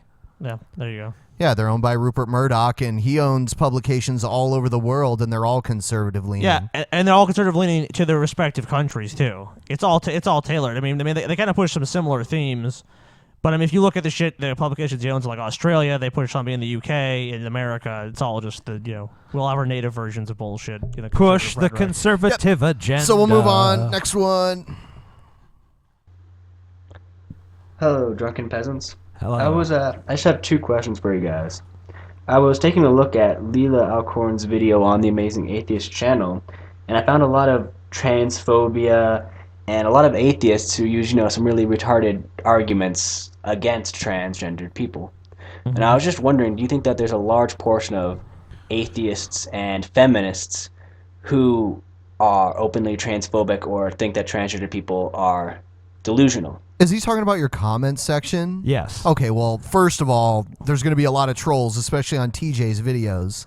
Yeah, but I And- mean, the thing about it is too is like, you know, I don't control the comments section. I can't possibly answer for the comments section. But if if I'm put in that position where I have to, I'm just basically my idea there is like, you know, maybe they're ignorant today, maybe they won't be ignorant tomorrow, because I can definitely look throughout my life and look back on things I've said or done and say, oh man, that's pretty stupid or shitty, and then later on I got a new perspective. So hopefully that'll happen for those people as well. But I mean, as far as like I think the overall feeling about transgender people to atheists, I really don't think there's any basis for discrimination there. Now, that doesn't mean that it doesn't exist in the atheist community, but I think it's probably a lot less prevalent than it is in, say, the Christian community or the Muslim community or any other religious community for that matter. Right, and I think most of the criticism towards Leela Alcord was the fact or the way she decided to end her life. Right. Yeah. Not so much that she was transgender, but the fact that she committed suicide and got other people who were unintentionally involved in that. Yeah. So, and I looked at where she did that. I mean, that place where that happened is so close to where we live. It's like anyone could have been driving down the road, you know, it could have happened to anyone who decided to take that commute that day. Sure. So, I don't know. It's pretty crazy. We'll move on here. All right. This is sort of a globalization Sexy! question. One, how do you feel about globalization and sort of a one world government? And two, how do you feel about like one world government? Depends on the government. Yeah, it depends on the government. I don't necessarily have a problem with it. Yeah, I mean, is this like a Star Trek one world government, or is this like, you know, Right. despotic? You know, we have no rights. We're all smothered and have Planet no North freedom. Korea. Because you know? even in my lifetime, you know, when I was younger before the internet, I didn't know anyone from other countries. I had no communication in any way, shape, or form with anyone from other cultures or anything like that. But now I actually have communication and friendships with people from all over the world. And now, in a sense, the world seems like a smaller place because of that. You would think it would have made people more open-minded and tolerant, but I feel like a lot of times it just kind of like drives people more against each other because they just have like a new platform to fucking sit there and like, you know, argue with each other about their value systems. Well, but I mean, globalization is happening rapidly. I mean, Yeah. it's happening on an economic scale. It's happening on a social scale. And it's going to continue to happen. The world's going to get smaller and smaller. I would recommend. I know a lot of people don't like Howard, but I would recommend Howard Blum's book, The Global Brain, which kind of talks about how globalization has been in the works for a lot longer than people probably even think. I would say Howard is extremely intelligent and has a lot to say. I think the main criticism of him is that he's long-winded. Yeah. And Yeah. maybe exaggerates a little bit. I think that he takes, you know, a lot of liberties with stuff, but you know, you gotta read things skeptically and take it with a grain of salt to begin with. You know, you shouldn't be reading anything like as though it were going to be your Bible that you're just going to assimilate and be like, this is the truth. Atheist Bible. language is dying off quickly and sort of like, you know, basically just French, Mandarin, and Russian and English sort of taking, in German and Spanish, how they're sort of taking over quite the a few, planet actually. and pretty much, you know, probably in a few hundred years. I would there argue will be English one is probably language. becoming the most dominant language in the world. I wouldn't argue with many of Language those. or English has played its hand in the extinction of many languages. One huge example of that are all of the Native American languages that are dying off because the younger generations only really care about speaking English, Yeah. and the older people that can speak these Native American languages, you know, They're dying off. They're dying off, and no one is interested in learning them. And there's really no similarities between these languages and any others. And a lot of them are oral only too. They're not written. Right. And then, you know, like the traditional Irish language or Yeah, like Gaelic, you're talking yeah, about, yeah. Scottish, languages, those Celtic languages, those are kind of fading away too because English is the predominant language in those areas. I remember the first time I ever met a Welsh person, I was like, "Oh, can you speak Welsh?" And they said no. Like, no way. Yeah, and it's like, "Oh, okay." Well, English is the champion. So, go English. I think English has played its hand in the extinction of many languages, mainly good riddance because of how widespread it is. So, yeah. It's kind of like a common tongue, really, in a lot of places. It is. A universal language, I think, is even... Like, you can talk about, is globalism a good thing? Maybe, maybe not. Is a universal language a good thing? I would say almost certainly yes. I would agree with that. I would say English is the closest thing to a universal language that we have. Hopefully it will just be. It'll just kill every other language. I don't want it to kill every other language. I do. Fuck them. They're holding back progress. We never know. I mean, who Wouldn't knows? expect anything less. Tower of Babel. Fuck it. God divided us. Let's reunite. Unification of the planet, which I like. Yeah.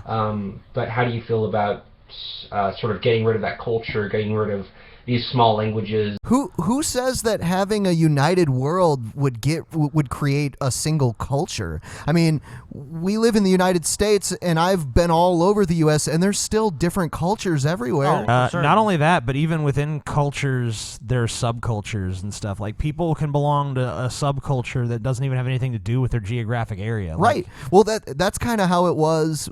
When I lived in New Mexico, I learned a lot about, like, Hispanic culture and different aspects of it without actually being part of the culture itself. Yeah. That being said, I'm really not a big culture fan. What do you mean you're not a culture fan? I mean, I don't really believe in the validity of culture as a source of identity or tradition. Well, tradition, yes. I mean, identity, not so much. I don't even really believe in tradition, though, is what I'm saying. TJ, Monica, who's worked with Filipino people, said that guy looked really Filipino. Okay. Just a total aside, but she told me to say that. Okay. Yeah, I've known plenty of Filipinos. Okay, then you would know too. Yeah, there's a bunch of them that live in my hometown. I only hang out bunch with white of them. people. Personally, Racist so. Ben? Question mark. I don't hang out with. How is that racist to say there's a bunch? I don't of hang out with Ben? Question mark. I'm actually trying to say racist shit here, and you're fucking with Ben. What? I was trying to say I only hang out with white people, but it's so fucking blasé at this point, TJ. It's not even. Yeah. It's Quiet, like, TJ. TJ's talking his bullshit again. Shut up, TJ. No one likes you. It's You're true. Though. garbage, I've TJ. never really had a friend of another race. So. Didn't you have an Asian friend once? Oh yeah, I did. You're right. Yeah. Wrong. Long time ago though, when I was a kid. Yeah, TJ is racist, I guess. Francis Wong. That's true. At least as first language. How do you feel about that? Chop. Yeah. So I believe in the value of culture, but it shouldn't be the largest aspect of your identity. I don't see any value. No, of course you don't. Live in the fucking present. The past is over. Don't let a bunch of dead people dictate your behavior. Well, no, it's not about dead people. You can still live within a culture that still exists through people that are alive. Sure. So, but it should be your choice. Of course, it is your choice, and you can. It's not. It's really not presented as a choice to most people. Most people are indoctrinated in a culture. I don't think that's the true. same way they're indoctrinated in a religion. I don't think that's true. Culture is not like a religion. This is a much longer argument than we have time to get into. Because religion could be part of your culture. Sure. But culture is not a religion. I think culture is part of. I would say religion is part of culture, and I think I think a culture spreads in much the same way religion does. And that people use tradition as a way to avoid actually having to think critically. Tradition is different than culture, though. Well, cultures have traditions. Cultures are made up of traditions, if you really think about it. Sometimes. I mean, there's other aspects to traditions and particular perspectives and whatever else. You know what part of culture TJ does like is like traditional food, like right. Here, TJ has some Mexican food. He'll or some cherry German pick food. the parts of culture that he And does. It's like I like those parts of culture. Oh yeah, we'd be better off. I don't need Thanksgiving to tell me to be gluttonous. I could be gluttonous any day. But it's not about gluttonous. It's about what you eat, what sort of foods you eat. But I would enjoy those foods if they were given to me on any other day. Okay, that's fine. But I'm talking about those foods exist the way they are because it's part of the Anglo-American culture. Yeah, fine. So You know, but you don't have to necessarily embrace the there. culture There'd to be like the no. food. There'd be no. So are you saying you're from like without American culture, TJ? Like you reject American culture? I reject culture. But I mean, like you honestly, I think if someone saw you and the things you do and you're kind of like the way Right. you live, I think they would say you're definitely part of Yeah, the American I think- culture. I think well, you- you can't help but be influenced by something that's so ubiquitous. I think you around may need to reflect on this a little more. Yeah, No, TJ. I think contemplate this on the tree of woe. I think it's you guys that need more contemplation, but there's no Okay. point. There's no point in getting into this right now. There's no way we're gonna resolve this debate. Oh, it won't get resolved Yeah, anyway. let's fight. but- Well, no, you guys will eventually realize Mortal I'm right, Kombat. but, Dun, dun, dun, dun, dun. you Let's know, fight to the death. it'll probably be like 5 or So, 10 but years the thing from about, now. the thing about that you, both TJ, come the crawling thing about back. you, TJ, is that you've experienced so little culture that you can't. But that's by intent because I know, despise culture. I to begin know. with.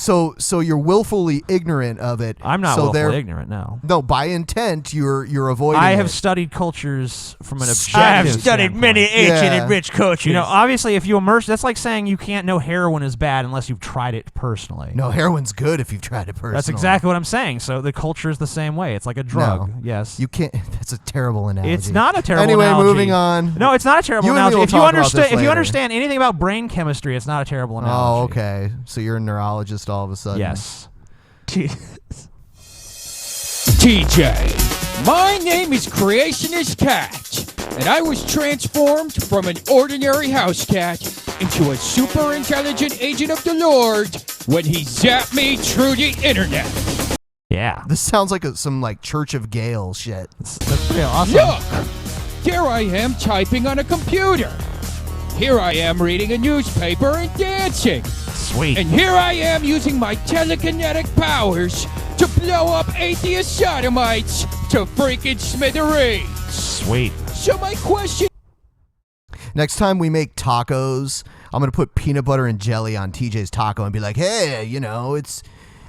I reject the culture. Yeah, I reject the culture that says that tacos have this sort of stuff on it. I would try it. I don't think that doesn't really sound that bad. TJ is so obtuse I know. and so I contrarian. know. So No, I mean like how. there's no way to get TJ. Okay, on but this. how can you possibly say that's bad? I mean, you know, you don't know. I mean, there've been fusion. There've been people that fuse Given like foods that are all this contemporary. extraordinary yeah, evidence TJ, you're right. of We're wrong. God's Yeah, sure. existence, Hell, Taco Bell do has a you fucking taco that's full of hereby breakfast shit. renounce the religion of atheism? Yes. Yes. Sure. Yeah, because it's not a religion. I've So yeah, renounced it. we'll renounce the religion. Creationist cat convinced me. Creationist cat's cool. He's a cool cat. I like how we like answered the question even though we argued throughout the entire video. Well, it's a pretty easy question. Yeah. Do you hereby renounce da religion? Hey, Drunken Peasants. I just want to know how you guys cope knowing the fact that there's no possible way we are going to be able to avoid any type of global climate crisis. I mean, by some estimates, we have to cut our carbon emissions by like 80 to 90% within the next 2 decades. And I hear statistics like that, and I just say to myself, I'm like, we're fucked. It's just not, it's, like, fucking forget it. Drugs. Like, calm down. No amount of fucking Energy Star appliances or fucking solar roadways or fluorescent fucking Solar light bulbs freaking are going to make up roadways. for the fact that the developing world, China, India, Africa, is going to start catching up with the energy demands that exist in the U.S. There's no stopping the amount of energy we use, and I just wonder, like, how do you guys cope knowing that? Well, I don't have kids, so I really don't have any like future. I don't really have any stake in some like future generation. or I'm a anything. cog in the machine, not the machine. So I can't just say stop machine. Yeah. I mean, another thing is like, you know, you're predicting the future, and you know, we don't know. There might be someone. I mean, there's already methods that are being developed to pull CO2 back out of the air, so we don't know if one of those might become successful, and you know, the amount of carbon we release might not really even matter. set in stone. I'm pretty much fine with knowing that eventually, one way or another, the human race and maybe life as we know it on this planet will fade away. There's really nothing I can do about it, and it may be due to pollution, or it may be a fucking asteroid hitting us, or nuclear. You know, war. honestly, Yeah, I who honestly knows? believe that some kind of. Well, more than likely, unless the Earth was totally destroyed, life on Earth would probably endure, and even then, it could still potentially endure. You know, I mean, just because it's not human life doesn't mean life, I think, will cease to exist. Because there's a lot hardier life forms than us. But we're the best. Yeah, well, that's subjective. You said objective. I said that's subjective. Hey, Drunken Peasants podcast. I had a question for everybody. No. Wanted to Not ask TJ's if garbage. the Occupy Wall Street protesters had taken over government buildings and had pushed the police back with whatever force necessary and maybe gone as far as gone to the White House and thrown out the president and then elect a new government. Would you be in support of that new government, or would you try to say, hey, that's not right? I was in that scenario is so improbable. Right, but I'll answer it as if it was probable. Okay, that's fair. But let's just put it out there that it's not at all on any level. That would not work. I don't think anyone believes they would be it could be killed, probable. etc. I wouldn't. I mean, first of all, I would need to know who's in charge because there was no centralized leader of the Occupy people. So you're not just going to have this whole mob that's all of a sudden in control of our government. Bernie Sanders is in charge. Also, I mean, I supported the reasons they were protesting, but I wasn't like, oh my God, I can't wait till these people overthrow the government.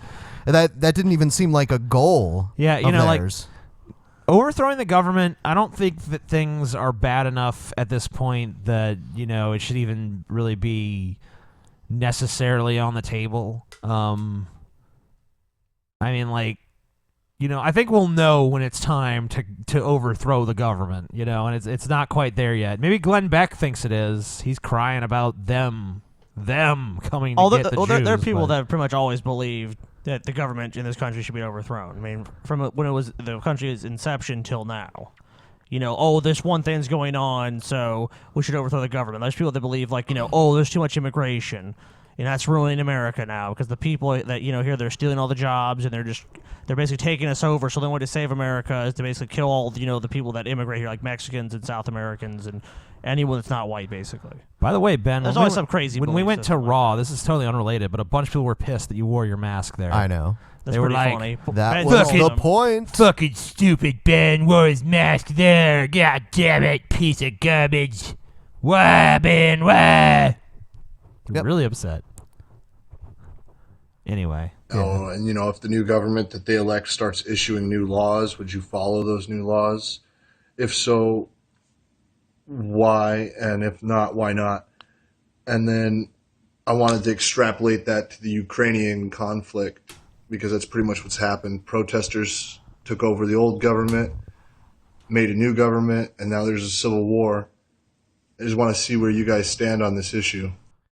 I mean, it's hard to say. It's, without hearing what the new government had to say, it's kind of hard to know what I'd do, I would say I don't think Russia should have gotten involved, and that's about it. I think we could probably all agree on that. Yeah. I mean, it's a really tough issue to say, but I mean, I would say if it more represents what the people in the Ukraine want, then it's for the best. But if it's not, if it's just the same, more of the same, then what's the difference? We Or need if it's Scottish worse. independence.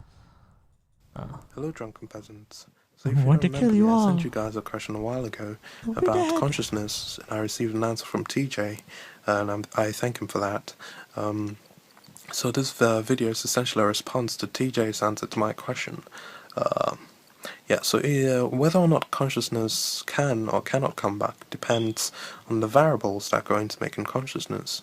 Now, if the variables are cyclical, then obviously consciousness could come back, because the stars are bound to align at some point, and so your consciousness or my consciousness is bound to come back after we die. However, if the variables that go into making consciousness What is aren't your evidence cyclical, for this? for example, if time is one of those variables, then obviously it can never happen again, because time only moves forward, arguably. So when you say consciousness can't come back, I feel like you need to present some kind of scientific evidence for that, because it's a Scientific evidence that consciousness can't come back? I don't understand the question, honestly. But here, here's the real thing. Let's say we clone you, and your consciousness now exists in your clone. Does that make that clone you? Is that you, or are you you? So you know, just because the consciousness exists in another place doesn't make that you.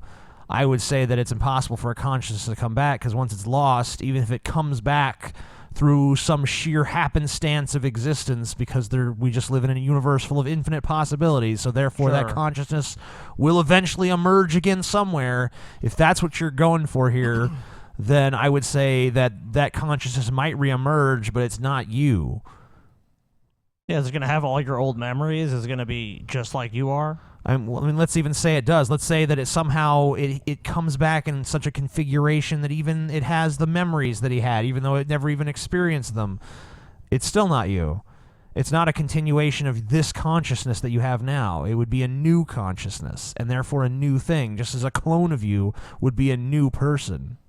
All right, I think we're going to go ahead and wrap it up for the video portion. We'll stay on for a little longer to do some special stuff for the iTunes version. If I didn't get to your question, you've already sent one in, don't resend it. I'll use it on this coming Monday's episode. Feel free to send in more ads. We can definitely use more stupid ads. No parodies, no ads with music in them. We don't want fake ads. We want real ones to talk or just about. Send in weird shit from around YouTube more news that you think we'd like to do here. Yes, news stories. Nothing involving music. I don't care if you think the music is okay. We can't take the risk. We don't have licensing to play music. So we thank you guys for respecting that. Yep, thank you. And yeah. Drunken Peasants is over, except for the people who are listening on iTunes. Yes. Later on. Good night, everybody. Good night and good fuck.